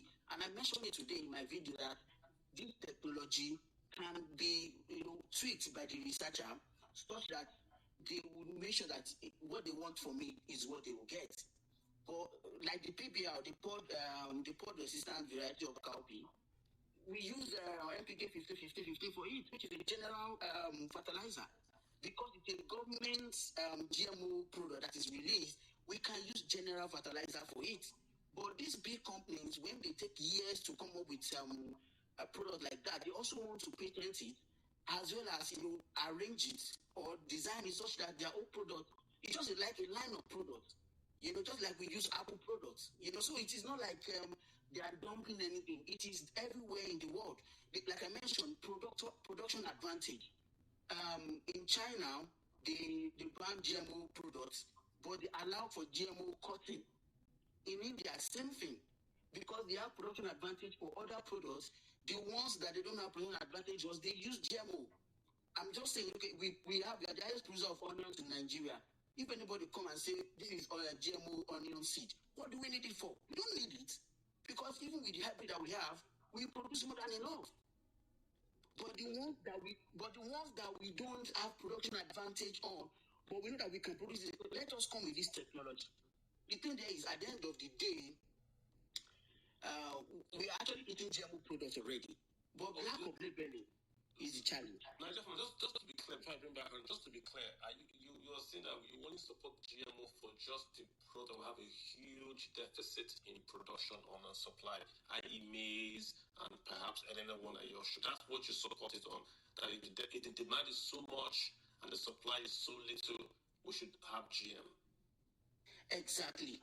The ones that we can produce without GMO, conveniently, that's fine. There's no need for GMO. But the ones that we need, that is very important to our economy, and we can produce, let us bring in this technology to support it. Okay. That's what I mean.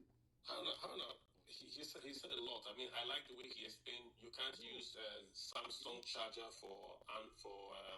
Forget that is just a rudimentary argument. Can you look at it this way? He made a statement first by talking about our soil.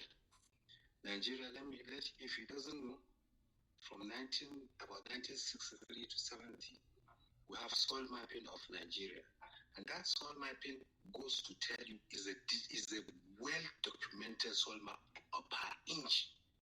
It's in a hard copy, it's not in a soft copy. And that soil mapping tells you whatever you are going to plant an inch in Nigeria, the soil, what it will take is there. Why do we have problem of leaching lack of nitrogen on our soils? It's because we are using chemical fertilizers.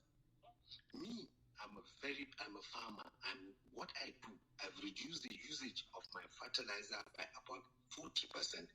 This year I'm aiming to reach 50%. I use more than 2 trucks of fertilizer for my farming cycles. If not because of insecurity, I use up to 5 trucks. But insecurity came, I have to close off some of my farms. And now what do? I use compost, I use animal manure, I use a lot of things to make sure I increase the content of my own soil to make it, to get what and the yields I got last year, I was so shocked with it. Last year, 30%, this year I'm aiming to get to 50-60% because I've stocked and I've spread, I've plowed it and everything. But the argument here is this. Nobody, I've been to Agri Research Institute in Kaduna, in Zaria, they are the first people that started this maize whatever, because the north is where you have a lot of maize farms all over. So that is where they took it. I asked even the director there, what is the science behind this GMO they are bringing? He said they are running it on trial. I said, yes, I agree, you are running it on trial. But the seedlings, what have you done on the seedlings to find out what are the components and what is the component that is missing or is added to these seedlings? And what is the effect of that component, that genetic mutation that goes on? Well, they are going to run it, but they didn't. It's not a government-private sector person. This is a government thing. Forget the private sector. The private sector, they just brought it, they put on our net. We should go GMO because of our population, because of this. Honestly, we are farmers. We are not. Honestly, Hannah, I am in the middle. I'm in the middle. Both of you are making fantastic points. And I know I'm telling you, for practical, there are many Nigerians that are also in the middle. A Nigerian living in Abia State wants to get cheap maize for the poultry. The local non-GMO maize is, for instance, is 10,000 per bag. The GM maize is 1,000 per bag. What should the person do? Kalu, did you consider the cost of the input the farmer puts before he produced a bag of maize? So I want to bring the cost of input. I want to ask you, my friend, what I want to say here is bring the cost down. How much do you buy diesel? How much do you buy petrol? How much do you pay for the security on your farm? How much do you buy fertilizer? Fertilizer is about 40,000 naira now. It's the same. People are just it's the same thing, It's the same bag of maize, imported GMO, local maize without GMO. I'm saying that I'm a farmer. Are you going to transport the GMO to Lagos using GMO fuel? No. Are you transporting it to Lagos using GMO fuel? Both of them are going to be transported. It's the same maize I'm bringing to Abia. So it's the same PMS I'm going to use from where it's imported to the farm in Abia. I'm saying in that poultry in Abia, there's 10,000 per pound local maize. There's 1,000 per pound GMO maize. It's a very hard call to make because the farmer needs maize for his chickens. And this is where most Nigerians are on. So, what is the output? What is the output per hectare of GMO and hybrid? No, I'm saying that I am the end user. I'm the illiterate. No, I'm asking. I don't know. Yes, as an end user. I don't know. I just know that the bag of maize, and I see what I'm saying. Like, the argument is going to come down to the economics of it. The end user is going to say the GMO seeds are cheaper. That's where I'm going to. I'm not support. I'm just saying that I don't know which. Me personally, I buy organic and they are more expensive. Here in the States, organic is more expensive. Why are they expensive? Why are they expensive? Okay, can I answer that question, please? Go ahead. All right, good. When you mentioned the economics for the consumer, let me talk about the economics for the farmer, right?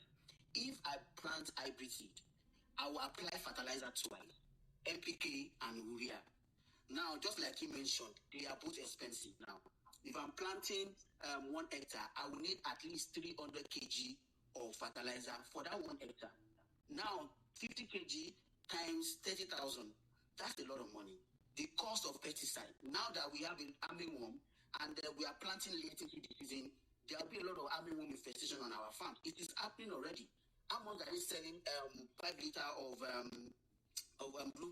these are our pesticide. For the farmer, the cost is expensive. It is expensive to produce 1 hectare of maize now. In 3 years ago, it cost around 350,000 with my mathematics. Presently, it's close to $1 million. Now, how many farmers can actually, buy all of these things and be able to produce food? So if you look at, okay, we are coming up with GMO seed, that you need less fertilizer, that you need less pesticide, the economics for even the farmer, because I am now spending a little less than what I was, a lot less than what I'm going to be spending if I plant hybrid. So if I plant hybrid now, for me to do 2 hectares as a small scale farmer, I'll be spending 2 million naira. But because of this GMO maize, I'm not buying too much fertilizer, I am not buying pesticide, then I'm spending maybe around 300 or 400K. So with that 2 million naira, I can actually, do. No, wait now. Please explain now. No, but explain in detail. What is the quantity of fertilizer that you are going to use now per hectare with the GMO? That is where the argument. You are. Can I finish? Say it out. Can I finish my statement? Because of this GMO, you will use a lot less. So you can actually produce more food with less amount of money because of this maize. And beyond, you cut off my thought process. But at the end of the day, okay, now you mentioned using organic, using manure and all of these things. To do 1 hectare of maize, you need 15 tons of manure. Are you aware of that? How much is a ton of manure now? For 1 hectare of maize, you need 15 tons of manure. How much is it compared to even the fertilizer? Now, compare all of that cost with using GMO, which has been, studied to cost less. So the thing is, even if you look at the end of the day, when you grow this your own hybrid, and you sell your tune for 700,000, and I grow my teller, and I sell it for 300,000. To Kalu, who is a poultry farmer that wants to buy maize, it nothing concerns him with teller maize or hybrid maize. He just wants something that is cheap that will give him his own food. At the end of the day, even now that the teller maize is out there, people are planting it. When you buy akara from your akara woman seller on the road, are you going to ask them, is it PBR cowpea or is it hybrid cowpea? So the challenge is not even the GMO. It is the ability for us to identify what we are eating, which is why we need to hold our leaders accountable for labeling and also hold them accountable so that nobody will use this GMO to form some kind of, on evil kind of research. Let's hold them accountable. What we're saying is the way Nigeria is, a lot of us are using GMO already, but nobody's aware. And Kano, who is a poultry farmer, just want a cheap meal. That's what we are saying. Thank you. Haruna, do you have a last word so that we can? I think we've got a lot of information on this, and I think what both of you are saying. Just the last word, Haruna, then we'll move on. You see, Kalu, the economics of using GMO has never been identified in Nigeria. This testing was just on the application of fertilizer, pesticide, herbicide. But you can't tell us that now this is the quantity of fertilizer you use for it, or this is the quantity of pesticide and herbicide you use for it. The argument on this GMO thing is that you use less fertilizer. Less fertilizer in what quantity? It has never been stated. One, the herbicide consumption has never been stated. The pesticide consumption has never been stated. And naturally, you see, herbicide and herbicide, let's take herbicide. The quantity of herbicide I will use in the north is different from the quantity of herbicide you use in the south because of the nature of the terrain, physical, natural nature of the soil. You have stubborn grass, even in the north, you have some farms that have stubborn grass that you have to weed, you apply pesticide, herbicide on it to make sure it goes. Some don't even go. You have to be like employing farmers to keep on, like weeding it out. So that explanation it doesn't hold water per se to me. The practical utilization of GMO hybrid is very important. Nobody can tell you today this is it or that is it. Let me. All right, super. Let me get Farm with Fred to come in here. I think it's a very educative topic for me. And again, you see the point I want to make again is this. In the end, why is there even GM? Let's even leave Nigeria. Let's go back to the very, very beginning. Why is there even GMO? Because it's cheaper. The only reason why America is able to export massive quantities of maize to China is because they can modify and increase their yield. So at the very, very, when you go to Walmart, America has got $1 store. You walk to that $1 store, you can buy a can of sweet corn for $1.25. $1. Minimum wage in America federal is $7.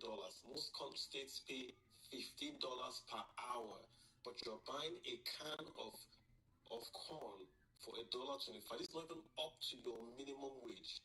In Nigeria, how much is it to buy one roasted corn from the woman selling roasted corn? How much is one roasted corn? Let's compare that to our own minimum wage. So the food is cheaper because they do herbicides, pesticides, hybrid, and GMO. That's the problem I have. So Fred, you've got the Farm with Fred. Go ahead.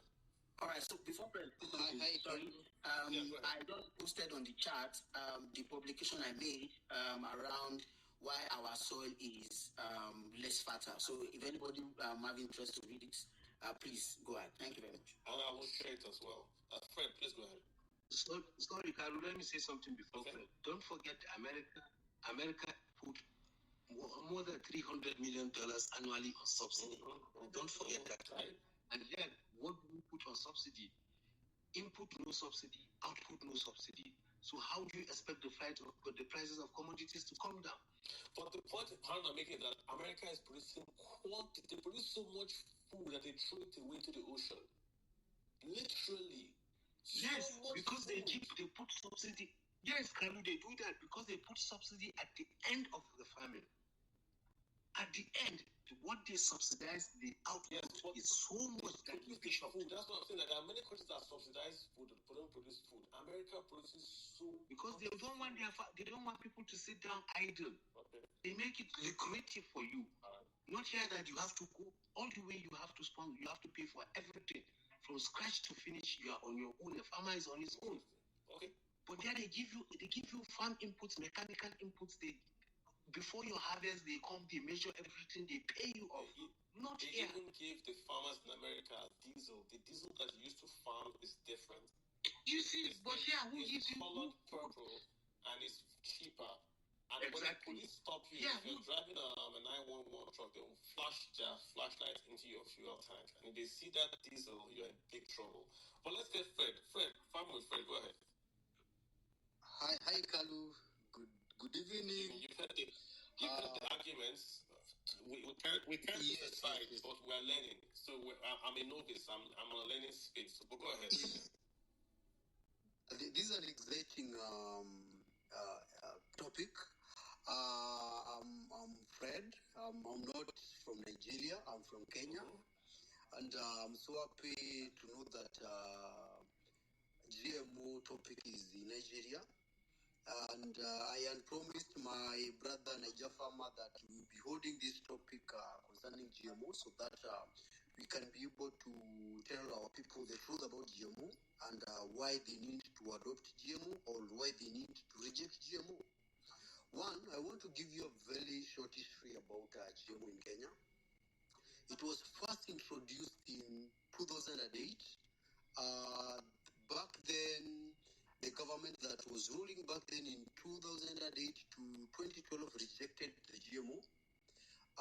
It was brought in back in 2013 up to 2022. The government that was ruling back then rejected GMO.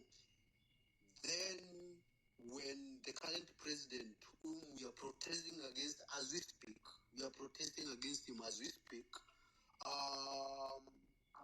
accepted the GMO once he was elected as the president.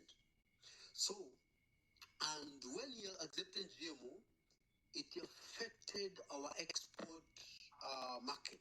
One, Kenya is among the biggest exporters of fresh produce to UK and also to China. Our exporters were forced to have a certification to show whatever they're exporting and whatever they're not even whatever they're exporting, whatever they're producing in their farm and what is labeling them is non-GMO. You get me, Carlo? Yeah, so they had to certify that they were not exporting GMO because Kenya is now accepting GMO. Not even exporting GMO. Whatever that farmer, the farmer that is growing for export is not producing anything to do even for own consumption. Any GMO product for own consumption. They are producing others but not GMO. A few months ago, I was lucky to have a trip. I went to Turkey. I also went to Ukraine. The trip was to learn how they do their things differently. To my surprise, there are so many stories, fake stories in Africa that Ukraine produces GMO, Turkey produces GMO. To my surprise, GMO is not produced in Ukraine. They don't allow GMO. You've heard Russia, they've passed a law that farming GMO is equivalent to terrorism. Anybody for farming GMO is equivalent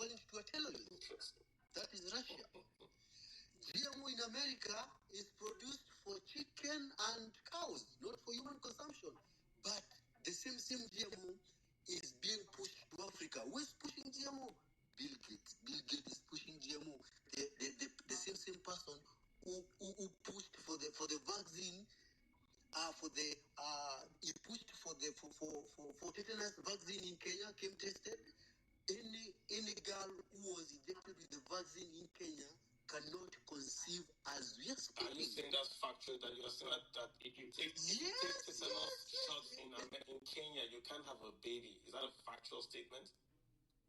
Yes. It was a tetanus a vaccine that was injected to young ladies against tetanus, and many of them who are injected with that vaccine cannot get a baby as we speak. I'm gonna research. I've had to Google this, but let's move on. Yes. If there is a Kenyan in this space as we speak, can confirm. I will Google it. Yes, you followed the story about what has happened with COVID vaccine, what is happening with COVID vaccine. So, my fellow Africans, let not be confused. Let not be twisted with the climate change. The climate change you're speaking about, Kenya is among the countries that eat out by climate change.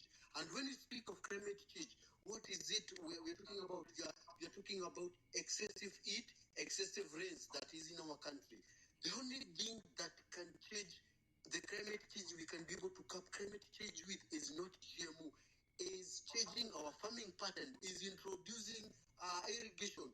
Have you seen what Israel are doing it? Israel, they don't receive any rain. They are the best farmers. They are doing it under irrigation. I'm supporting Aruna. What Aruna is trying to put across is a very valid point. But because we are blindfolded by the West, we are blindfolded by people who want to feed us. And for your information, the GMO is a paid advert. It's a paid advert from America. It's not coming to help Africa. Okay. Farmer, it's not helping. I think we know where you stand. I appreciate the comments and good luck in Kenya. You guys are doing something major with your protest against the finance tax. I wish you. Just watch us. Watch us very closely. I wish you guys the best. I mean, they produced the taxes. You've won already, and I've been impressed by the lack of violence and destruction of property in the protest. That's very commendable. We want that bill dropped, not reduced tax. We want it. Gotcha. Yes. Good job on that. Tell the people of Kenya, the people of Nigeria, say hello. All right, let me get Dr. Ade Odu. Doctor, did I say it right? Ade Odu. Thank you, Farmer. Dr. Ade Odu, you've got the floor, sir. Otherwise, let me get Ken. Hello. Doctor, yeah, Doctor, real quick, go ahead, sir. Yeah, hello everybody. Yeah, thank you so much, Mr. Kalu, for this space. Yeah, I think it's a very germane conversation, especially at this period. Yeah, I'm not a farmer, and I don't really have a very good knowledge of farming. I'm a medical practitioner. But when this issue of GMO came up, there are some questions that came to my mind. And I think I actually want to ask or throw those questions to the floor, so that those who are more knowledgeable can answer them, because those are the things I think may influence whether we are going to support or on the conversation. Exactly. Yeah, go ahead. The first one is, what is the primary reason for the food insecurity in Nigeria? Because we have to look. I remember when I was growing up, that when I was growing up, if you just hit mango and drop the seed, it will grow anywhere, and that is showing how fertile our land is. I don't know what has happened over the time, but over the time, I think at least we have been able to maintain a reasonable food supply in Nigeria until recently, when we have insecurity. I think the focus on this issue of food insecurity should be on what is the major cause of food insecurity in Nigeria. Is it because we are not having good yield, or because there's a lot of disruption in farming activity by insurgency? Then the other thing is about the cost and the use of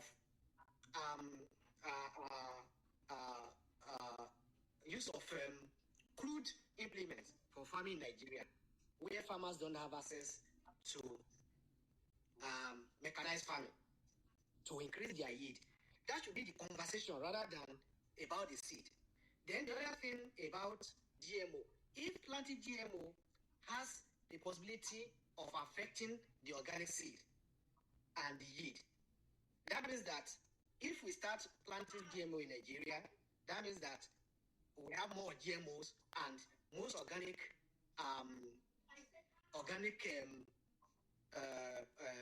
plants will fade up. I don't know if that is the case, because I learned that it's going to affect the organic plant. That means it will fade off. Then another thing is that for organic plants, all I just need is I can do a replanting of whatever I get from my farm. I don't need to import or get something from anywhere. But for GMO, you have to depend on the seed company for shares of life. Now, if tomorrow, have we considered the fact that this can be used or weaponized against us tomorrow? When, as at that time, our organic seeds would have vanished. We have destroyed them, and then we have. Yeah. Okay, and at the end of the day, we are at the mercy of these people. So let's are the conversations. Questions. I think, and those are my concern. The issue of whether it has detrimental health effect or not, those one may not come into place now, since there is sketchy research and scientists are divided about the health implications. But the main issue is sustainability of what we are bringing in, and how, and also the long-term effect on production in the country. So those are the questions. I hear you. Thank you so much. Let me see if I can get that Niger farmer to respond. He makes a good point about if I have organic, I can get my seeds and replant. Does the GMO teller, will the teller over time, is it possible that teller can over time replace the maize in Nigeria? Can we plant the seeds from the teller, or we have to keep on buying the seeds? Like I know in America here, every year, my friend is a farmer, they buy their seeds. It's not GM, but they buy their seeds every year. They will place the order, the seed companies supply them. Is that going to be the same going forward? That if we use GMO, you can't use the seeds from the plant itself. Let's keep on buying this. That's one thing he raised. And I don't know if you heard that question. Please go ahead, Niger farmer. Yes, so the thing there is, when it comes to GMO, it depends on the company or the individual, designing the outcome of the seed, the progeny. They can actually tweak it such that the harvest can be sterile, which means that you don't have to replant it. If you replant it, it will not germinate because the seed is sterile. That is how they design it. Now, for the open, like this teller maize, you can replant it and it will germinate. So the thing there is, for many of these research institutions that are working on a lot of this scientific discovery and all of that on this GMO, what they do is that they sterilize, they make the seed sterile so that it is only one generation, right? But for maybe government stuff, it is not one generation. So that's why I'm saying that this is not like we are not buying from Monsanto. It is a technology from our own government. With our government now make it in such a way that you cannot regrow the seed, because they understand that our farmers, what they do is that they replant some of their harvest. However, because I am an extension specialist, my job is to educate farmers. We always advise farmers, even before this GMO issue came. Every year, every farming season, you will see it on my platform that I will say, don't save your harvest and replant it. Because the thing there is, at most, after 2 or 3 years, those seeds they lose their viability, which makes them to give good yield. So, and I would advise people, as a farmer, even if you are applying OPV, local seed, or even hybrid, every year always buy a new seed so that you can get harvest. If you get 2 tons for the first year and then you keep on some of the seed and you plant the second year, you will not get up to 2 tons because they lose their viability from each generation. So, regardless of saying, oh, you have to go and buy it when you are doing GMO or not, it is even advisable for you as a farmer. And that is why our fathers who practice agriculture, they always go to the cycle of over and they be like, oh, you are not getting enough harvest. Because many of them, they replant their harvest and those seeds, they lose viability. But as a business person, if you are into agriculture, whatever seed you are planting, please, this is a general advice. Every year, always get a new seed because it will naturally tell for you at the end of your harvest. Because from getting agricultural production right, it starts from the seed and ensure that you get the right seed. Thank you. Okay. And the question Doctor asked was that are these seeds sterile? Are these GMO seeds sterile? The teller one, or can you replant them? Do you know how the direct answer? It is not. It is those companies, the company, those people that patent, like I said, the researcher can design the seed to be sterile for those that want people to come back to them, right? Those are the ones that can make, those are what, like I mentioned earlier, maybe Monsanto can design the seed to be sterile because they want people to come back to them. But Terra means that the Terra maize is not sterile. It is not designed that way. Okay. All right, gotcha. All right, super. Let's get Pelumi. Pelumi Arabis. How you doing, sir? Please go ahead. Don't worry, I'm going to charge you for trying to murder my name, Kalu. White cow. White cow with a very big hunchback. Exactly, sir. Sorry. Okay. Yeah, thank you very much, Kalu, for this space this evening. This is one of the things I tell people that when there are controversial issues like this, it is important that we don't keep quiet, and people who have influence, who have platform, also bring professionals on board, invite people with concerns, and because the social media is just like our village square, so that people can, hear their views, people can learn, unlearn, and relearn. So thank you very much for this space. In the last 4 days now, I think I have been making contributions with respect to GMO or no GMO. I'm a farmer with, I think this year will make it my 16th year in farming. And then beyond being a farmer, I'm also a scientist. Now, there is something I want us to understand. Everyone is right in their perspective. I was saying on a platform a few days ago that it looks like a matter of 6 and 9, depending on what side of the table you are sitting, or 6 and half a dozen. But then, there are certain things we need to understand. Number one, we have been practicing genetic selection right from as long as the world exists. And what do I mean by that? There are natural ways that we have been selecting the traits that we want to see in the next generation. And I like to always start by using one example. The example of if I want to have a child that will play basketball or that may play basketball, then I know that one of the first things I need to do in looking for a spouse is to look for somebody that maybe has the potential, or somebody that is tall, with the belief or assumption that possibly one of my children will have that basketballer build. At least somebody that is sure to not go and play basketball. So what am I trying to do there? I'm trying to select the traits that I want to see in the next generation. A few years ago in Nigeria, I play very well in the cassava industry. So a few years ago, or some years ago, when we were growing up, we grew up to know cassava that stays in the ground for 3 years. That is when you plant your cassava, you wait 3 years before you harvest that cassava. And so that there's no economic sense in that for farmers, especially if they want to do business. What have scientists done over the years? They have done what we call conventional crossbreeding or conventional breeding, conventional genetic engineering to cross different crops and to cross the same crops with different traits in the open field and then come up with better varieties, which is why today in Nigeria you will hardly find cassava of 3 years with farmers.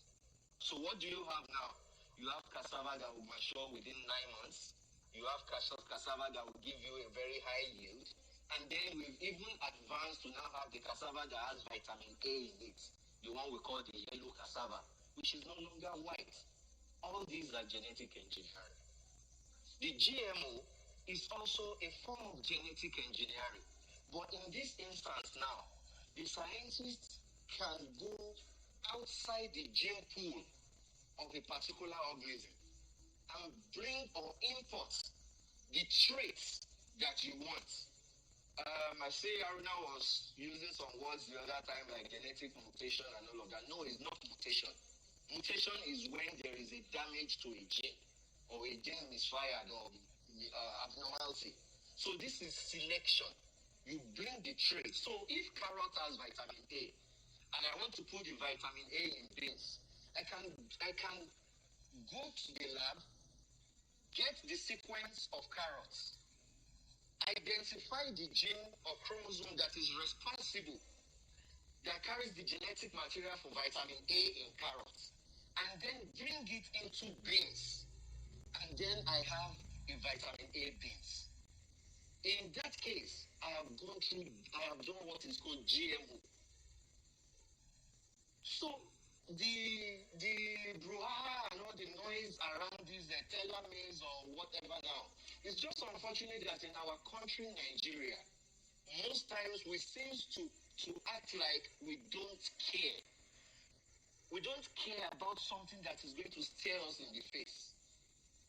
The research on telomeres has been ongoing for years in ABU Zaria, IAR Zaria rather. And everybody seems like they don't care. And then DT Cowpea came in 2019. Everybody acted like, oh, we don't care. But now that the maize has been released, then the noise is here. Because maize is one of the most important staple in Nigeria today. South Africa has been growing GM corn for about 25, 27 years. Yes, you can say that, like doctor asked the question. Let me speak to that question. Doctors ask that, what is the reason why we are not growing enough food? Maybe we have land. Aruna also alluded to it. Oh, we have arable land, 45 million hectares and all of that.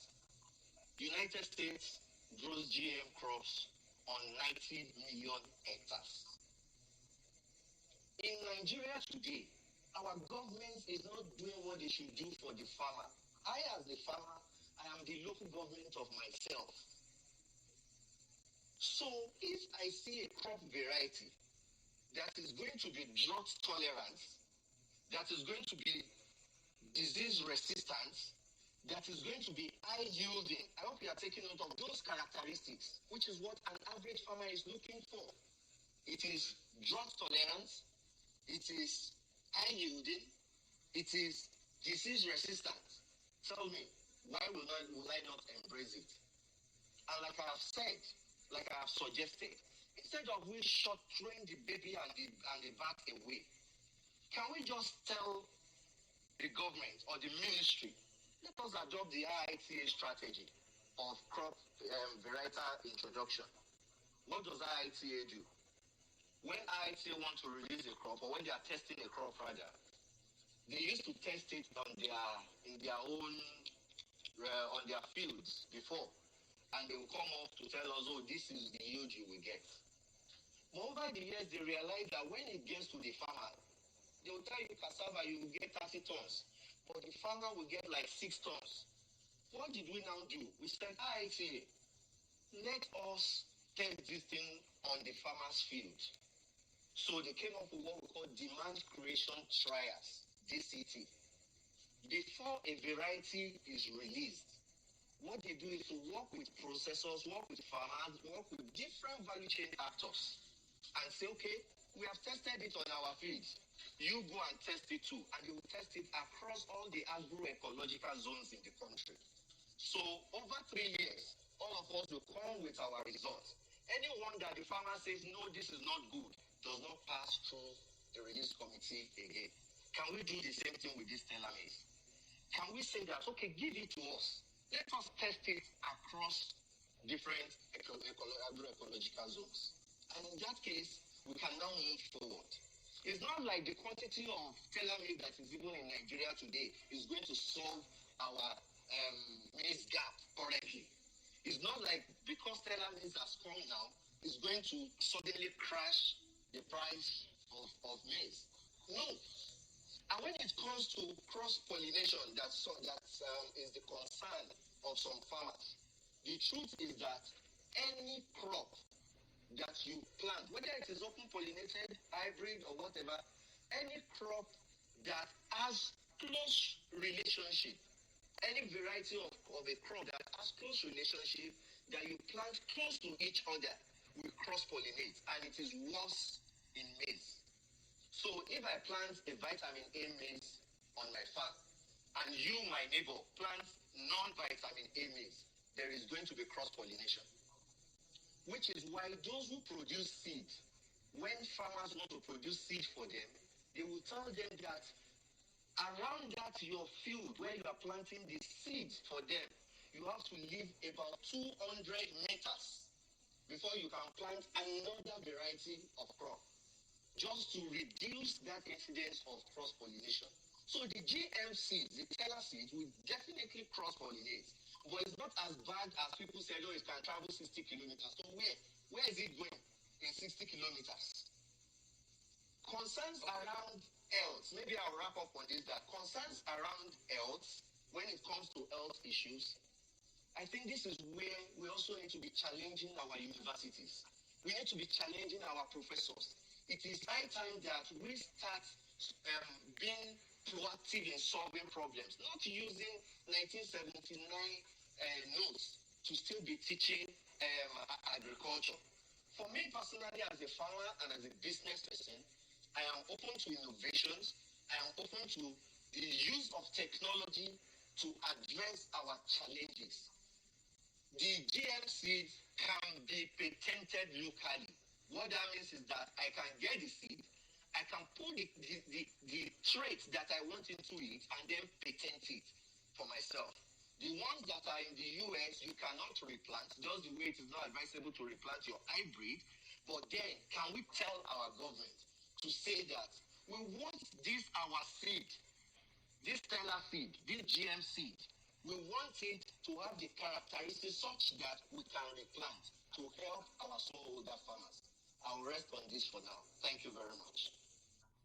Lots of interesting and very valuable nuggets you dropped there, Mr. Bellamy. Lots of them. I think we are better informed with that submission. I'm learning a lot this evening. So, but lots of folks want to speak. Don't forget, guys, it's urban farmer in Nigeria. GMO is also a part of it. But again, want to still touch on that. How can the farmers that live in the cities, the non-educated, quote unquote, in farming people, how can they have a farm to grow food to also reduce their budget? So also, let's also remember that part. Also, that's what we're here talking about, right? Ken, Uti, you've got the floor. Follow me again. Thanks so much for that enlightening speech. Ken, go ahead, please. Yeah, thank you. Good evening, everyone. Thank you, Carlo, for having me in the space. A very insightful conversation.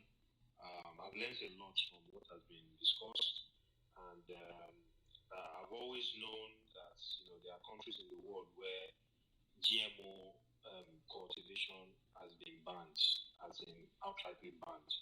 You talk about countries like Germany, Italy, France, and even Austria. And you talk about even the very healthy people in the world. If you want to ascribe that to them, the Japanese, they don't allow GMO cultivation in their country. What they even allow is importation of certain GMO crops, but with very, very strict regulations. And somebody said something that is strictly restricted to to feeding their animals, their livestock and all that, which is true. That is true of Japan. You know how they can be very fussy regarding what it's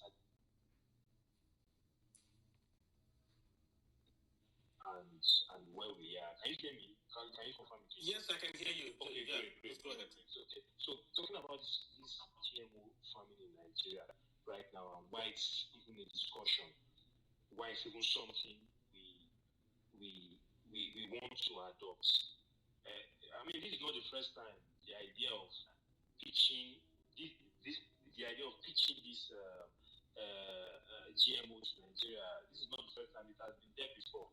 Like someone said, we've never had issue with outputs. Our economy was driven by agriculture in the past, but right now we found ourselves in this situation, and it is affecting everybody.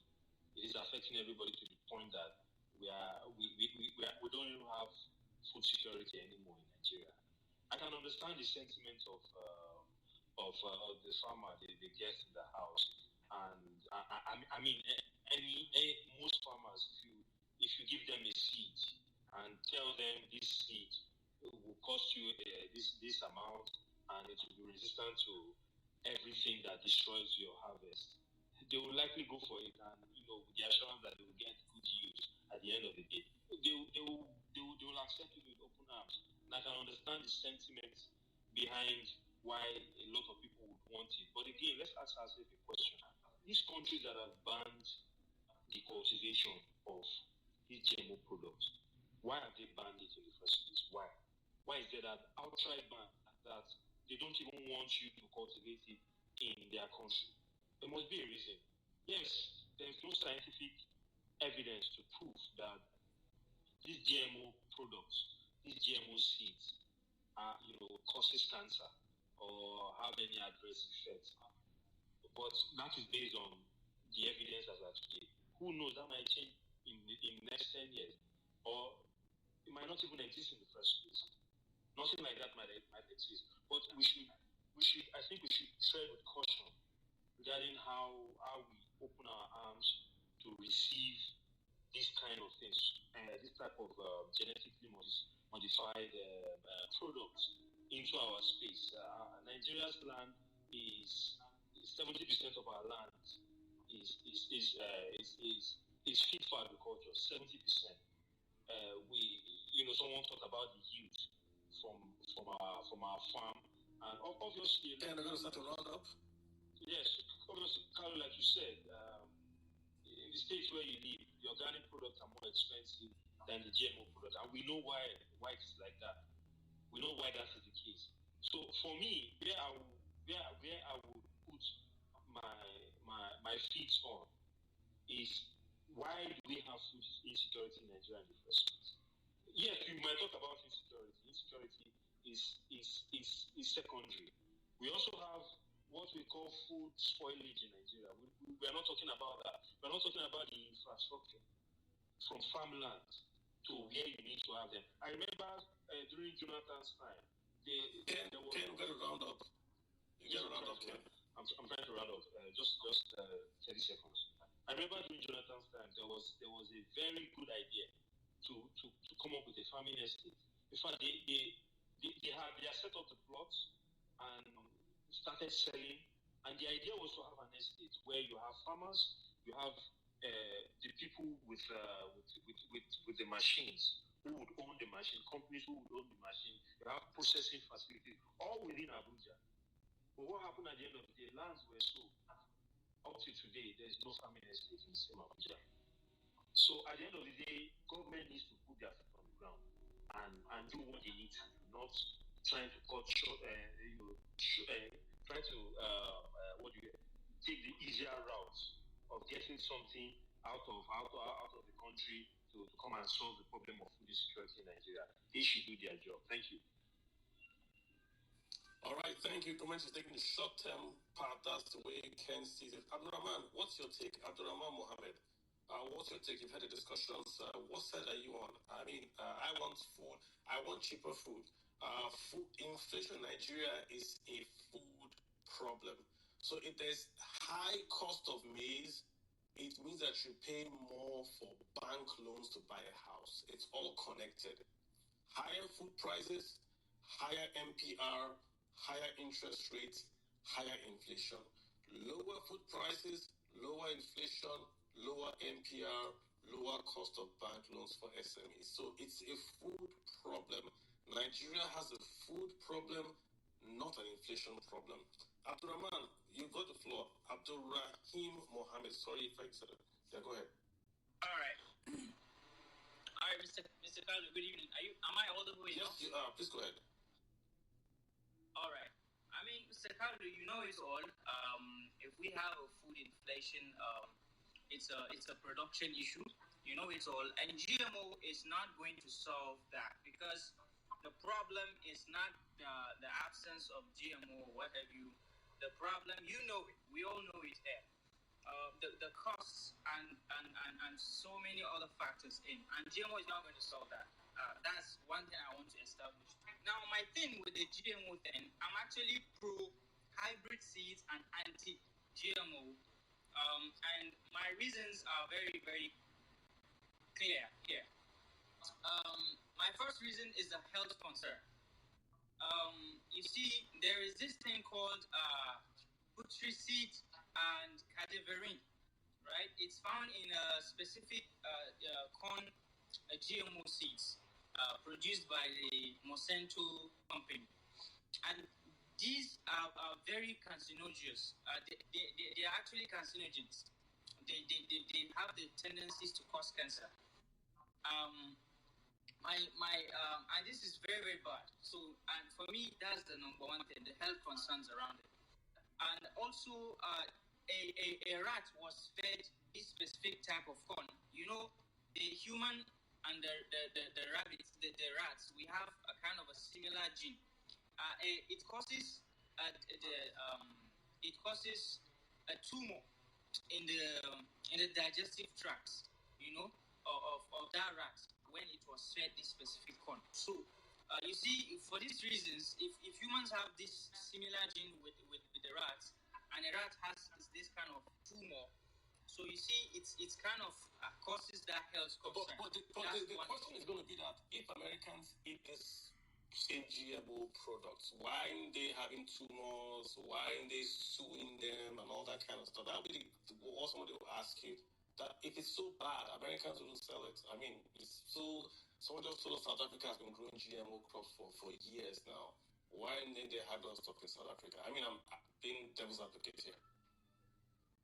The specific corn that caused this specific thing is called NK603. You can just do a research on that, Mr. Kalu. There's a health concern around the GMO seeds. It has happened. So this is what I can say. It has happened, and that's a case I want to make reference to. So there's that health concern. Regardless, there's that health concern.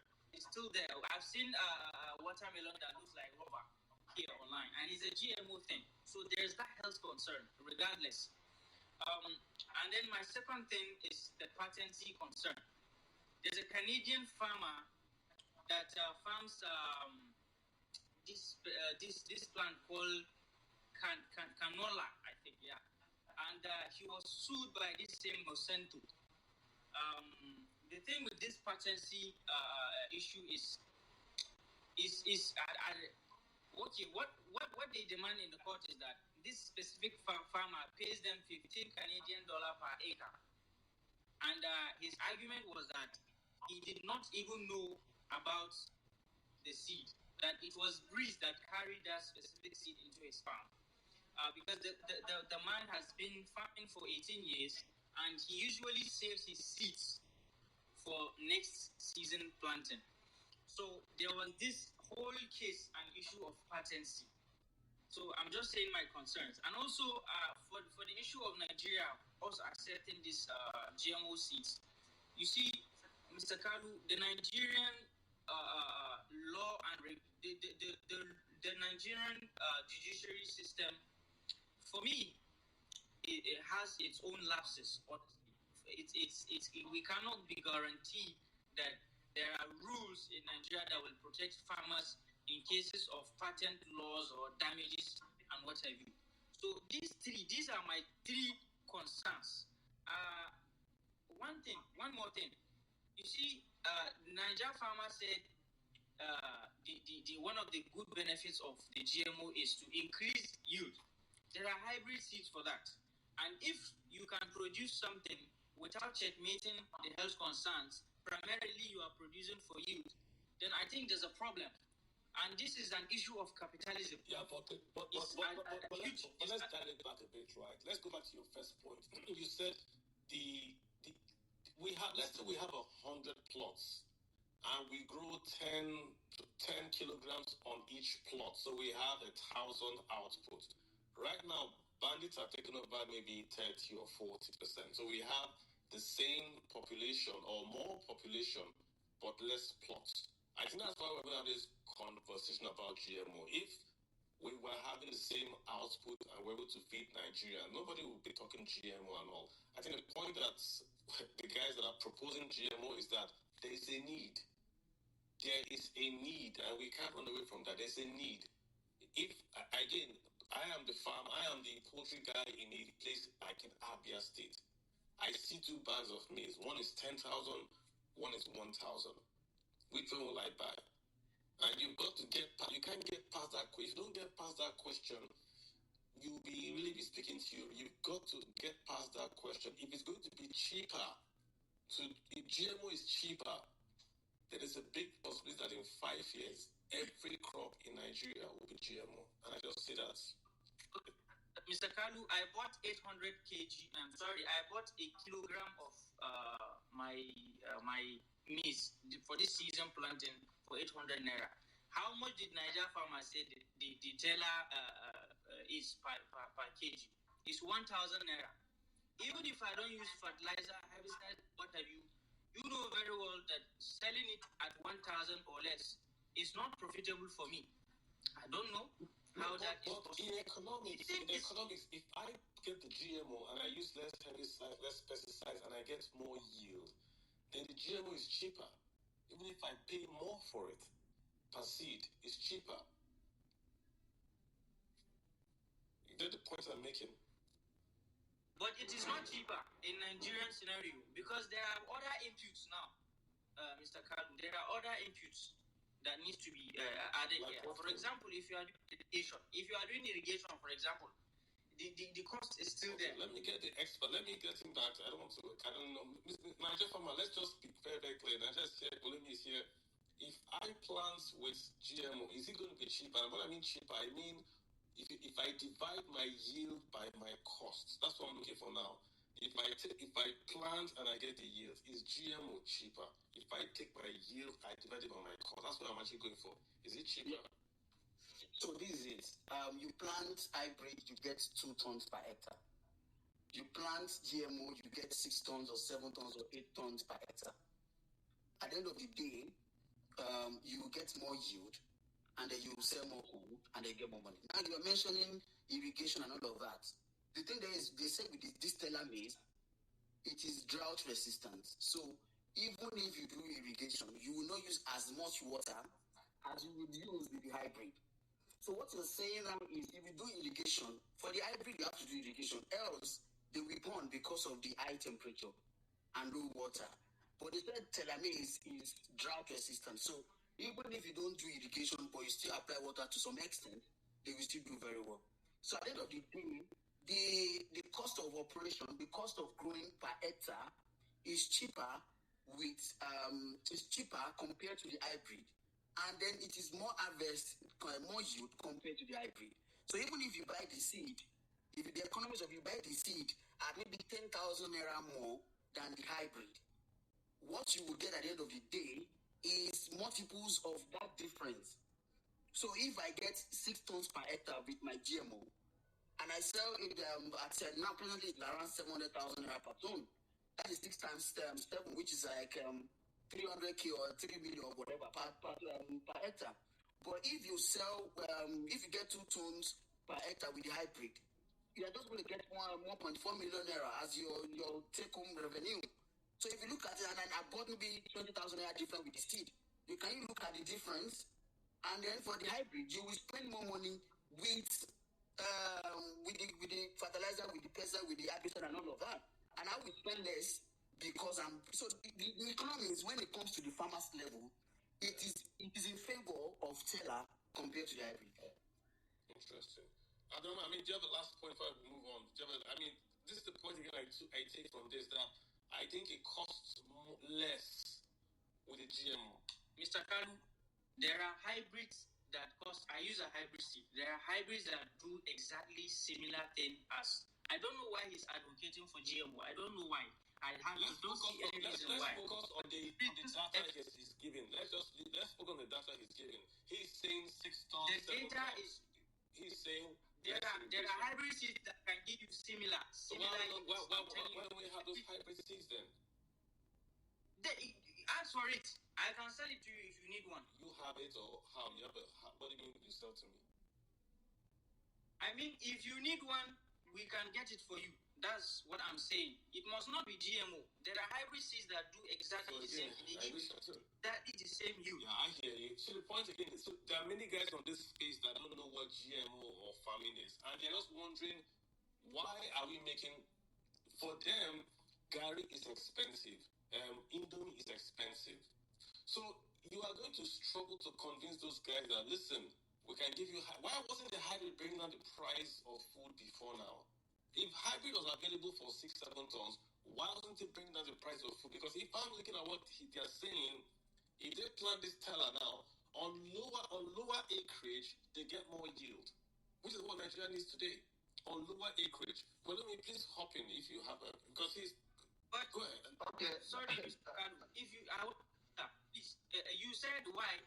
Please, you should ask the farmers in Funtua who are under attacks just between yesterday and day before yesterday, why the hybrid is not solving the That's the point I'm making. That's the point I'm making, Sam. I agree with you. I'm saying that because there's less acreage because of attacks in Funtua, then this teller can be. Is not GM. No, but GM is going to give you more yield. Hybrid can do the same thing. But he said hybrid gives you 2, he'll give you 7. That's what he's saying. Again, I'm not, but let me hop in. Okay, Kalu, thank you very much, and thank you, Abdurrahman. Abdurrahman is right to an extent that yes, you have hybrid seeds that can give you this yield, but I would say the hybrid seeds have the potential. There is what we call potential yield.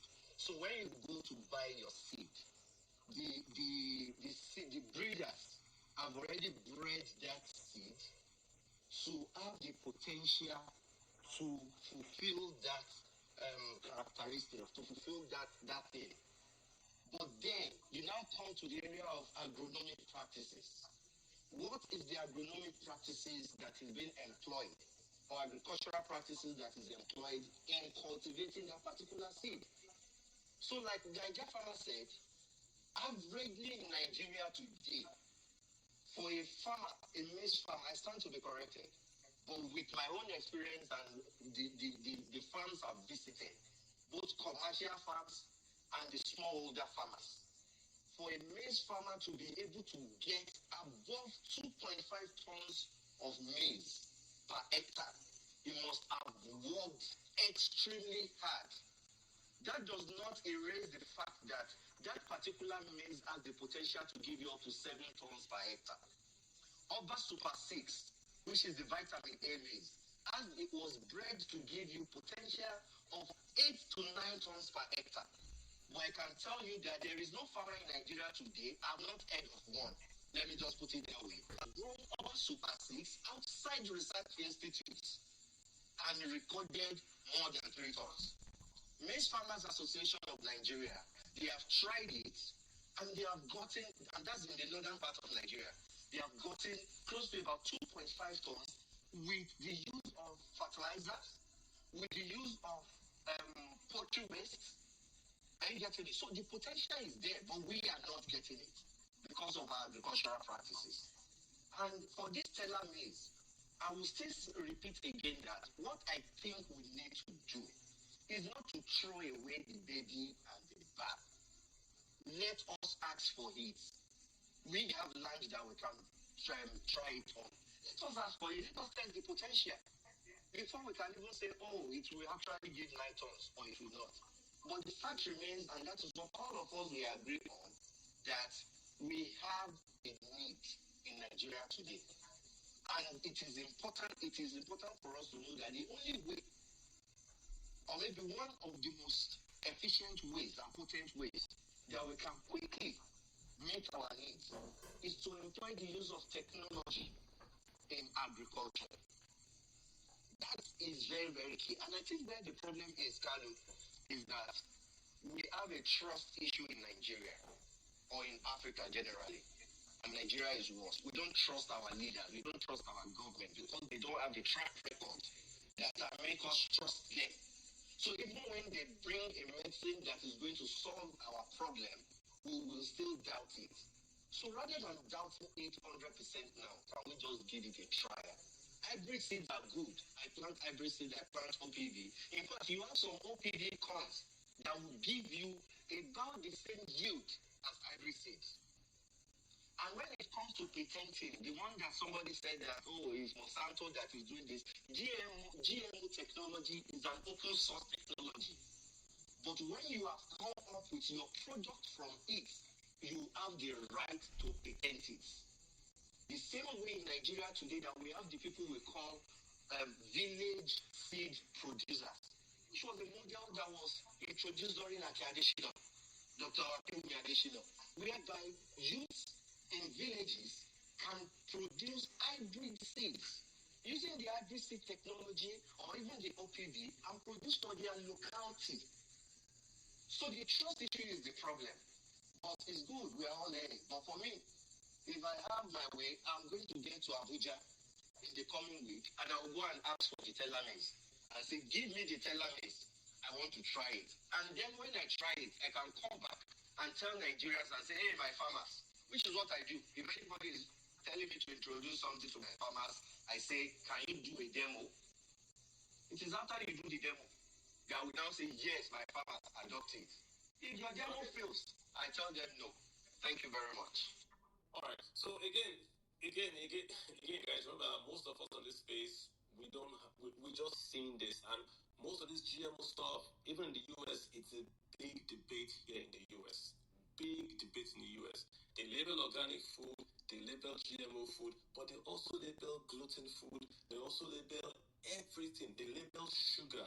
Everything is labeled because even calories now, if you go to a restaurant to buy a burger, I'm telling you how many calories you are ingesting, not just the food, but the calories you ingest. So labeling itself is consumer rights. It doesn't mean it's bad or good. And again, I'm a host. I'm being neutral. I'm putting both sides. So I see you guys on the chat. No, I'm a host. I have to push. If you tell me, I tell you this. If you tell me, I have no sides. I want to learn, and I know people want to learn as well. What's going on? So just keep that in mind that there's no sides here. We want to learn, but I still insist that this is going to come down to the economics of it. China has 1 billion people. The US has 300 million people. The US is going to export more corn for the poultry, for the pig farms in China because they are using technology in their farming. And whatever name you call it, this GMO is just going to be a long line of agricultural improvement. The Israeli president says agriculture is 99%, how do you say it? 99% inspiration, 1% perspiration. That's how he put it. In the end, it's all about making the yield, highest yield, per lowest cost. Josh, you got your hand up. Please go ahead, Josh. Yeah, good evening. Can you hear me, please? I can hear you, sir. Please go ahead. Okay, so I just wanted to bring some perspective to it from science, really. Please go ahead. So yeah, a few comments. And the first is that we need to recognize that not all crops that are engineered are actually GMOs. Now, I know in this case, the one we're talking about is a GMO. But I'm saying you can engineer and it's still not GMO. Because the real idea that drives the GMO thing is first, where's the source of the gene? And trust me, in practice, when we're trying to breed for crops, GMO is usually our last resort.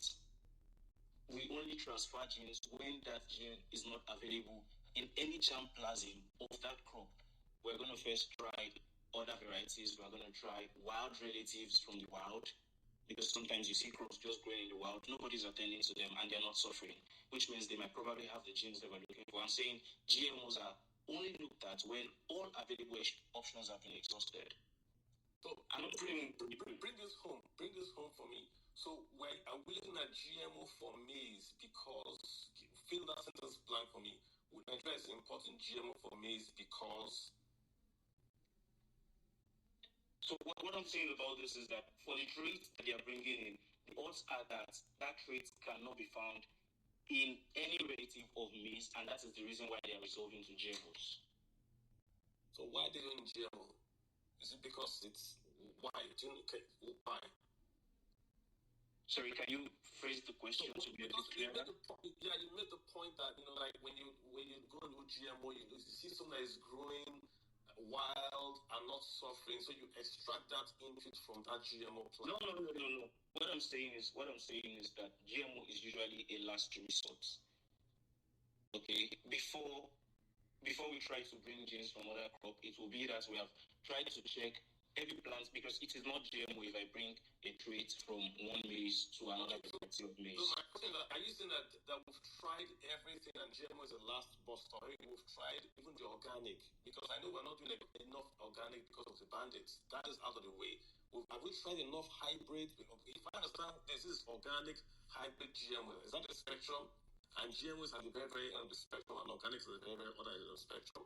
Something like that. So the truth is that even with trying organic and trying everything, there are levels of these results that you cannot attain with them, because the gene is just not there. All of those breeding can only happen when the gene is there. When we're trying to achieve certain level of result, if the gene is not there, it's not there. If you like cross-10 hybrids, if it is not within the germplasm, it is not there. Another thing to realize is that sometimes the gene is not essentially, you don't have to carry it. These genes are, for example, they are in alleles. Sometimes the difference between a non-functional one in maize and a functional one in sorghum can just be one base pair that we need to edit for.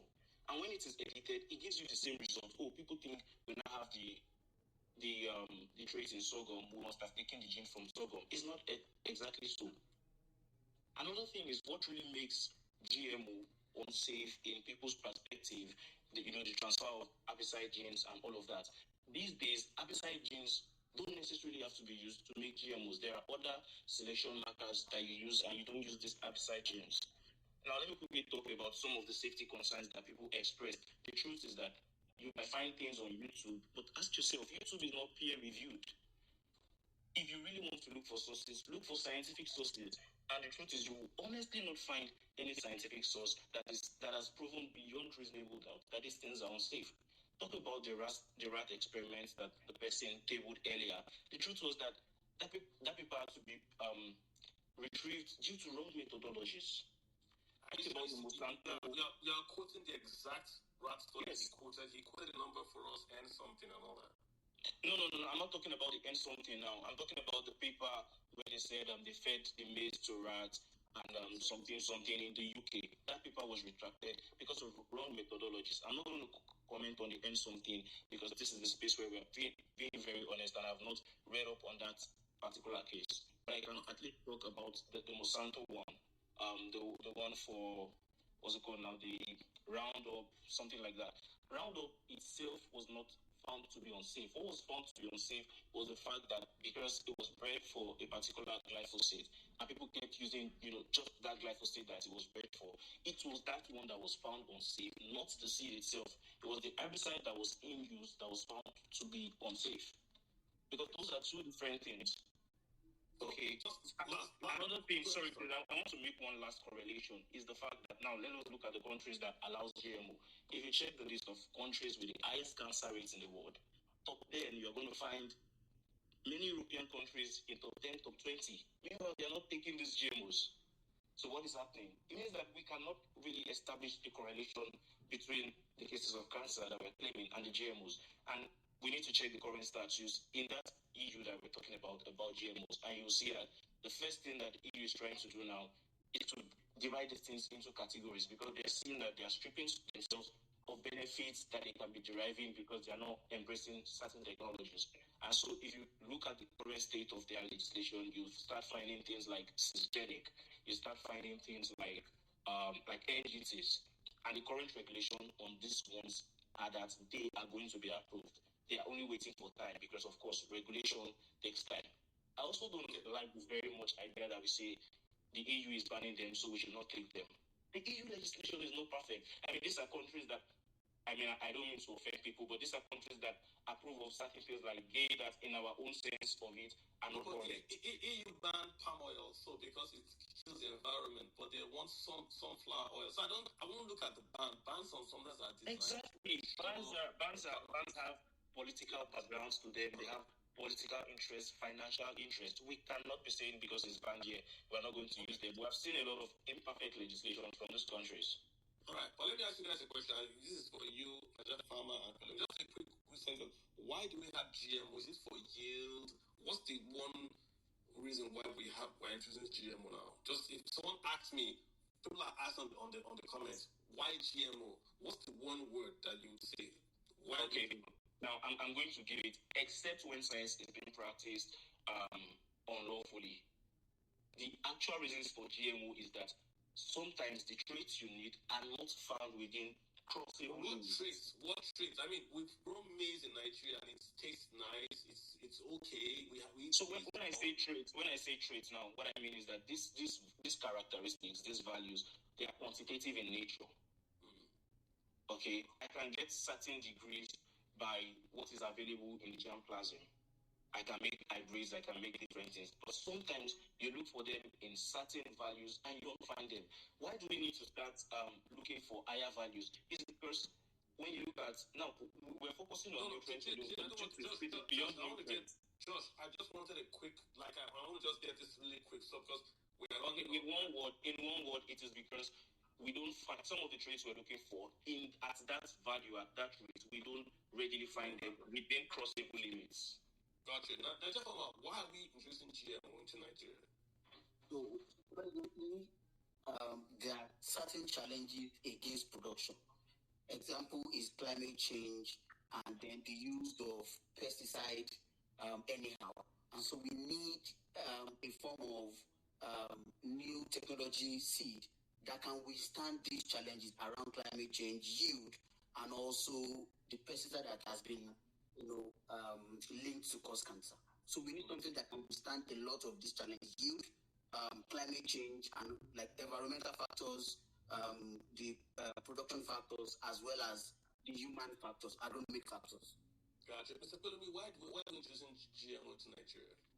Okay, so I think just like the previous speakers have said, it's just because there is a need or there is a challenge and you need a solution and you feel that, what you have currently is somewhat inadequate and you need something to complement it. It's not like the GMO is a magic bullet that is going to solve all the problems, but there are characteristics that you need because of some emerging challenges. For example, now rain in Nigeria this year has been very epileptic.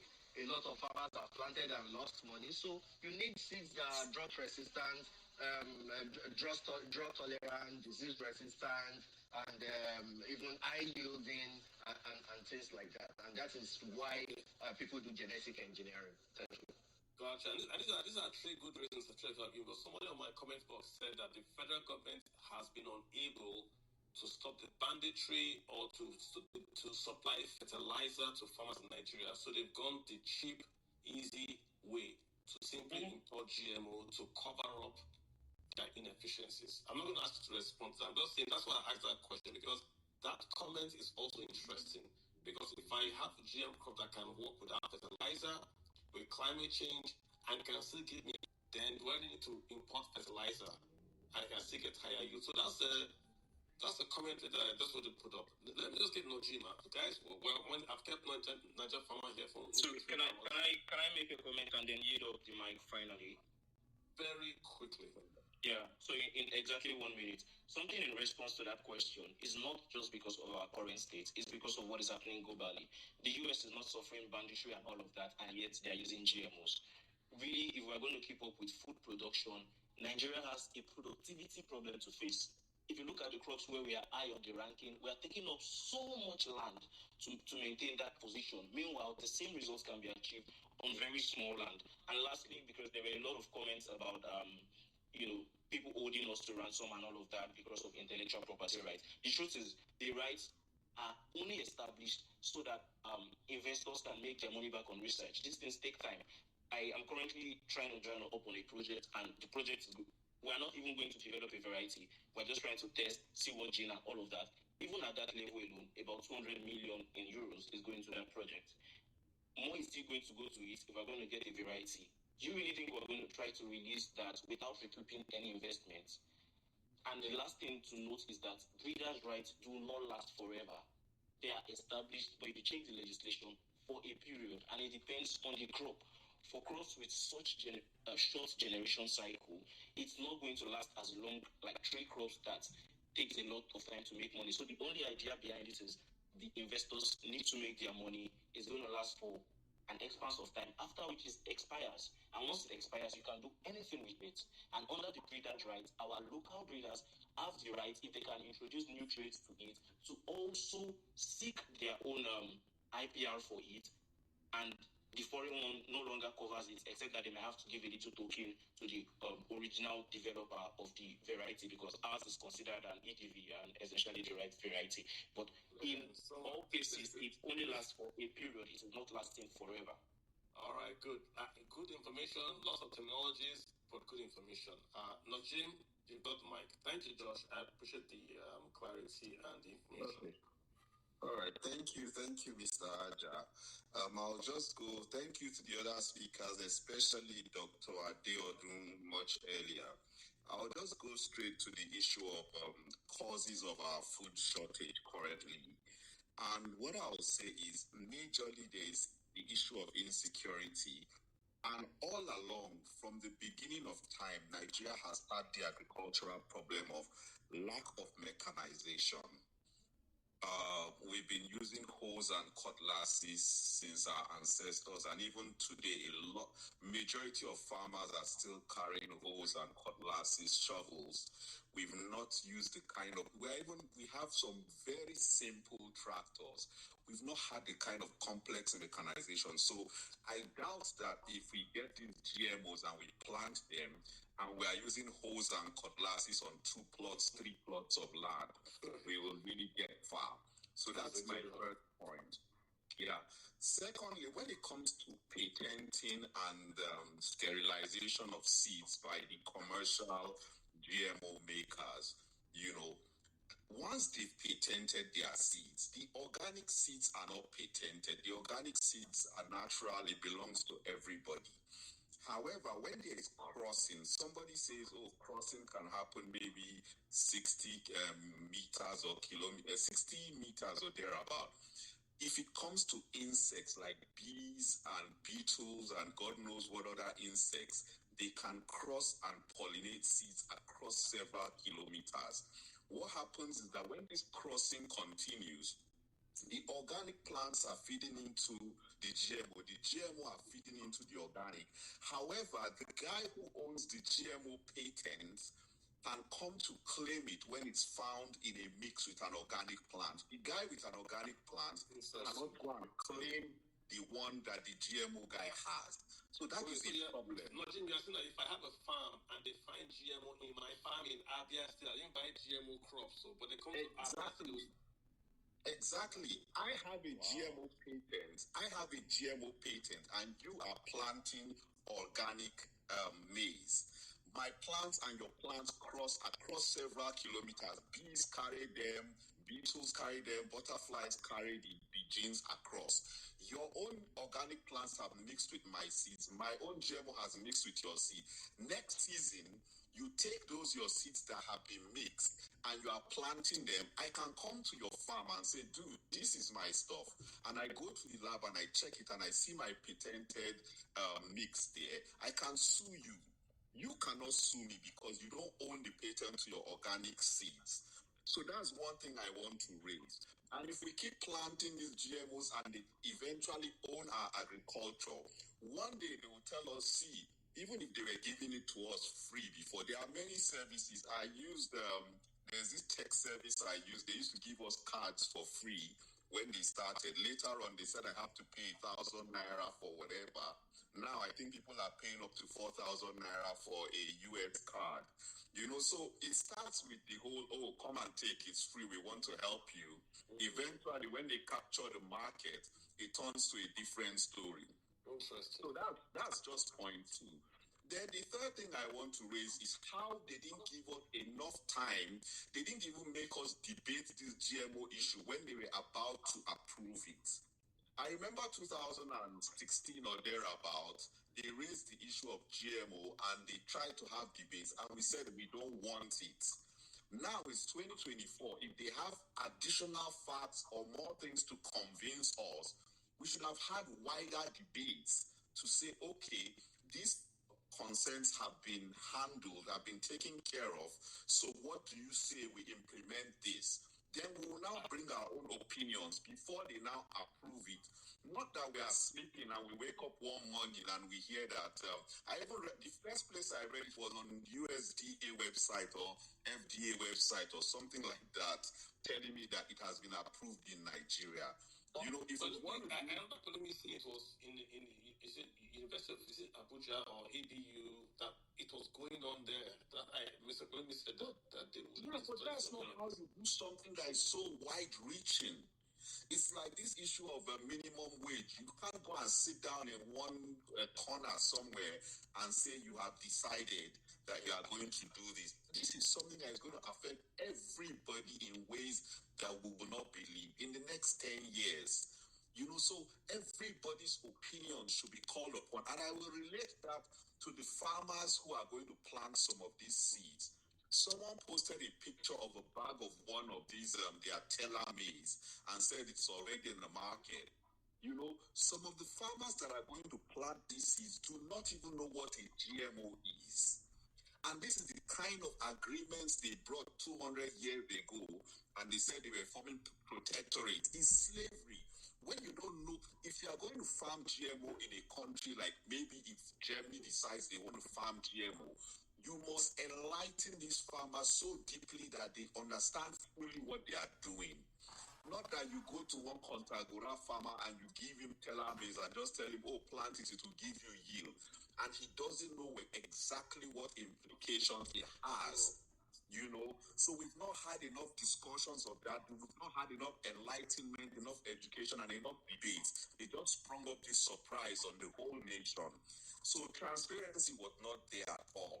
So then there are the unknowns of health and all that, and I don't want to go into it, but I have my own personal beliefs that when you start editing genes, when you start changing chromosomes, you are going to have issues. And that leads me to the next point, which is we keep talking about quantitative. Oh, it will give you 7,000 tons, it will give you 10,000 tons. We are not talking about qualitative. There's a limit you can go in terms of editing genes. You cannot pack all good genes and put in one product. You must forfeit some things. Now, some of my friends were from Europe. They came here. They had to take some foods back to Europe with them. And one of them is actually a European. They said the taste of their cucumber over there is totally bland. If you taste that cucumber over here, you can still taste something. Their corn is virtually bland because they replace some genes and it gives you so much yield, but it tastes like paper. You know, we have to put these things into perspective that they are forfeiting some genes for the other, and it can cause issues later on. So those are the main things I want to raise. I don't want to take up all of our time, but we have to be very honest with our people. We must mechanize our agriculture. We must solve the issue of insecurity. If someone posted a picture where they turned on a tap and there's a bucket there with a hole, and they said if you ask a child what to do, why that bucket is not filling up, the child will tell you to plug that hole, seal the hole on the bucket, and it's going to get full. But if you ask a Nigerian politician or the average Nigerian today, they will tell you to increase the tap, let the tap flow more, the bucket will fill up. Solve insecurity, solve it. Rather than telling us that because they've captured the whole of Borno or whatever, let's now farm GMO in Kogi to solve the hunger. But no, because do we even know where terrorists want to attack? What if we are farming GMO in Kogi and the terrorists tomorrow decide to go and visit Kogi? Let's solve the main issue. Solve insecurity, mechanize our agriculture rather than going and there's just a lot to talk about on this GMO. I agree. Thank you for giving me time. I think Thank you. You've raised a lot of points. A lot. I don't know if Niger Farmer or anybody wants to respond before I move on. I want to just we have about, I would say 15 minutes to go. I'm going to say farmer law. Everyone's going to make sure I get on to speak. Niger Farmer, he raised a lot. I don't know if you want to take on one or two of what he raised, or you want to move on. Well, the thing there is, I'm happy that we're having this conversation. I think it's 100% right. Like I said, the GMO is not going to solve our food security problems. It's a little solution to a little part of our problem, especially the insecurity. And earlier in the conversation, I mentioned the depth at which this insecurity has eaten into our food security possibilities. And I think that, number one, if they solve insecurity, and then they provide the farmers with the right production input, we don't even, at the point, we won't even need this GMO, because by that point in time, we'll be able to provide enough for our consumption. Just like I mentioned about onions, even with the little hoes and cutlass that we're using to produce food, we're still producing more than enough that we are exporting to other African countries. And we're not using GMO, it's just normal seed. So at the point, the problem is deeper that GMO will not stop. Thank you. Which goes to the point that I am talking to a guy on this space, and he's looked at that guy is right. He's a guy on notification. He's saying this whole GMO thing is because of the fall in yield, because we're not able to stop the bandits. That if Nigeria was there were no bandits. We're talking about improving the yield through mechanization and irrigation. But GMO is going to replace the lost yield from bandits, which is correct. But he's saying, what's that one that Jim has said? We are going that route because it's easier than deploying the military to rout the bandits that are causing the fall in food supply. That's what I'm hearing. So let's go on. Shay, you've got the floor, sir. Don't worry, Mr. Iwanko, you speak. Shay, you've got the floor. I'll come to you, sir. Not to worry. Many thanks, Carlo, and I'll keep it very brief because most of these things have been stressed enough. Maybe I could just point it out very clearly that security issues, like you said, and also the climate impact and what it is, what the impact it's having on the agricultural sector is what is impacting our food productivity and availability. But we cannot close our eyes to the fact that we're talking about maize today, quite all right, but GMO is like across many other sectors, many other crops. And it will not just impact, or it will not just influence the particular crop that is, designed to improve. It's going to, like we've said, cut across many other crops, impact the soil in itself, impact the many other value chain that is associated with this. But I think the final point, which I just wanted to stress, we've talked about government, and I do not want to take it for granted that everyone is aware that the National Biosafety Management Agency, which is a standalone agency of the government, is the agency that is responsible for all of these regulations when it comes to biotechnological improvement of product. And it is clearly stated in their mandates that whatsoever they approve or whatsoever testing that they sort of go through and approve should not cause harm to human health and to the environment. And there are a lot of questions and politics around who is influencing or funding their project and the deliberateness of some of these foreign GMO companies to infiltrate that, but I wouldn't dwell on that today. But I think if there is any call we're making out that we're taking from this conversation is that if we need to wake the government up and say, hey, we are aware of this thing and we think something should be done, we all should be looking at the National Biosafety Management Agency as a place to start from. Many thanks. We have a National Biosafety Agency. I think it's not my line. It's not my lane per se. I'm interested in this because of its cotton effect on inflation. But you can see there's so much here that we can unpack. This space can go on for 5 hours. So much here to unpack. Mr. Igwe, let me see if I get the name right. Farm Executive. Please go ahead, sir. Yeah, good evening. How you doing? Fine.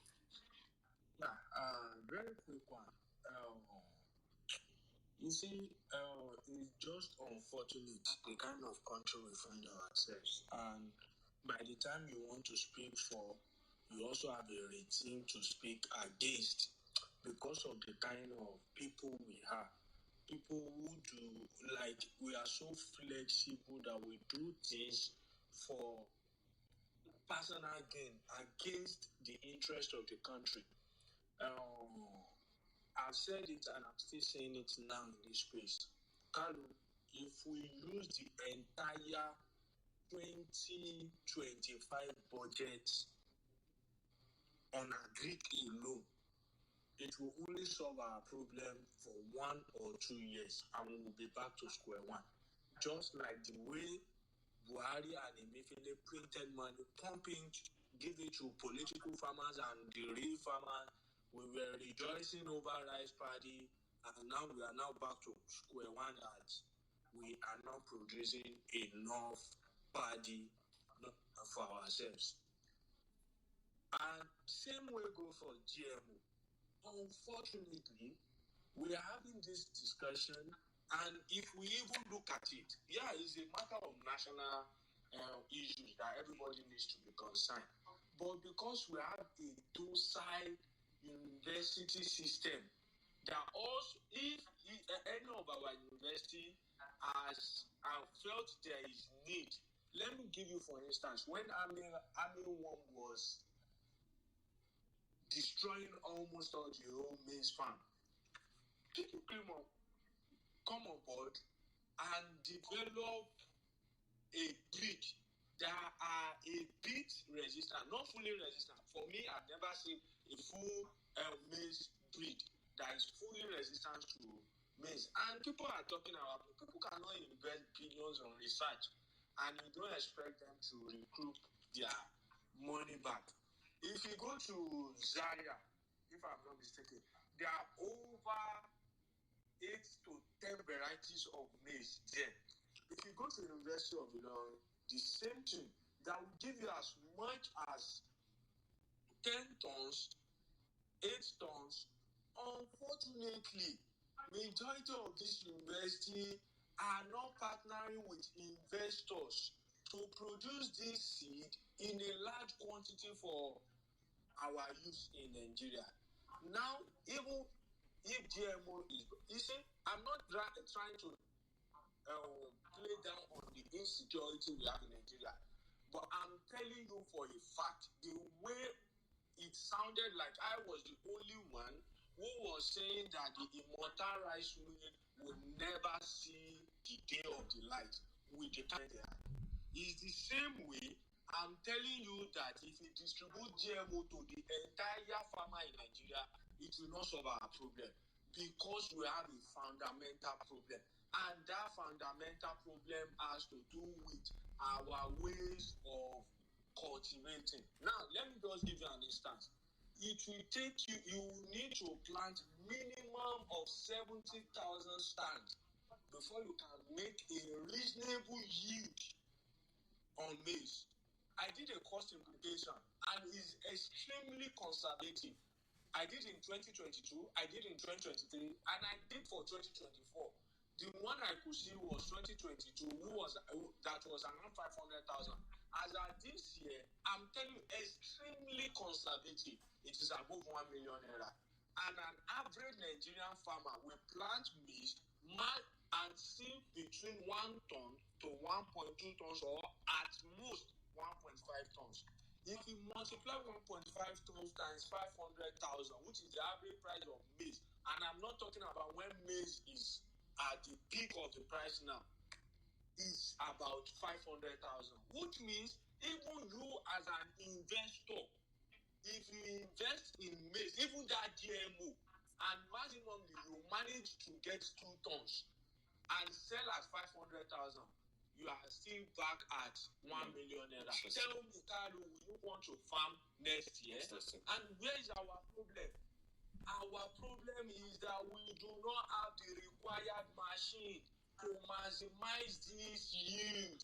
I'm talking about, you see, when everybody wants to talk, unfortunately, in 2024, Ministry of Agriculture find it worthy, and they were all smiling, distributing 2 bags of fertilizer and 10 kg of grains, and they are snapping picture. I said, do those people really know the kind of problem we are into in this country? They don't.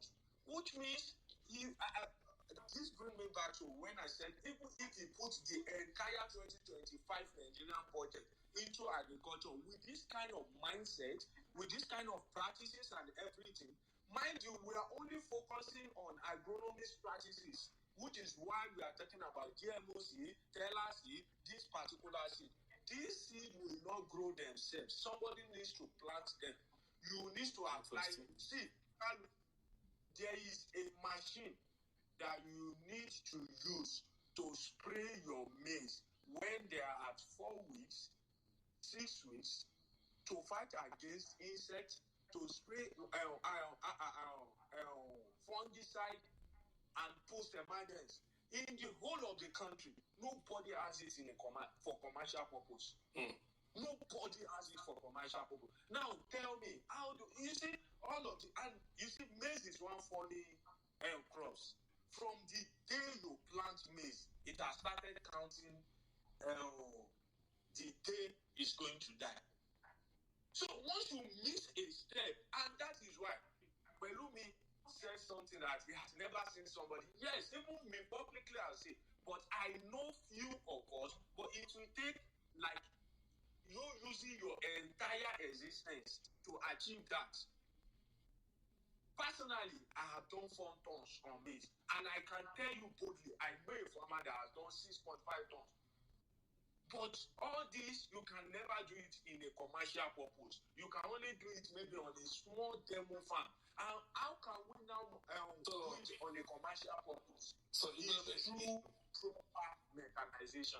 So in effect, what you are, let me just try to understand what I'm hearing.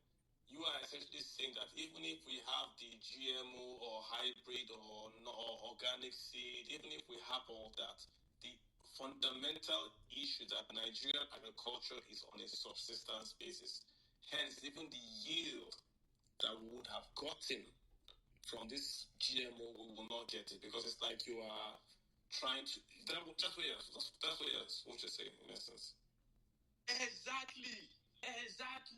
There are maize in Zaria that will give you 12 tons, according to them, and they have done it. And I know farmer, I'm telling you for a fact, I know a farmer that has done 6.5 tons, but that farmer can never farm that particular maize on 20 hectares of farmland and get that 6.5 tons on an average, because that farmer does not have what it takes. But again, and that is what we have been saying. But you've heard, and I said, I'm not sure when you joined in. Nigeria Farmer at the beginning was saying this issue of when you go to local government to see tractor graveyard, that we should rather go to these 2-stroke tractors like what China use, so that we can start to mechanize at the very base. We instead of doing 100 hectares, start with 50, start with 30. Take it from there. It looks like that is why we are here today. See, if 2 people are working and getting it right, and you are taking from them to solve your problem, it's better than having 100 people continue to fail year in, year out. I've said it, agriculture is not poverty alleviation scheme. It is strictly a business, and it must be taken as a matter of national security. We are in 21st century using tractor to do 10 acre. How many of farms without nothing? Now, let me tell you more danger that we are facing. If federal government, the state, and the local government, as at this point, do not start reclaiming some land purposely for agriculture through farm estate,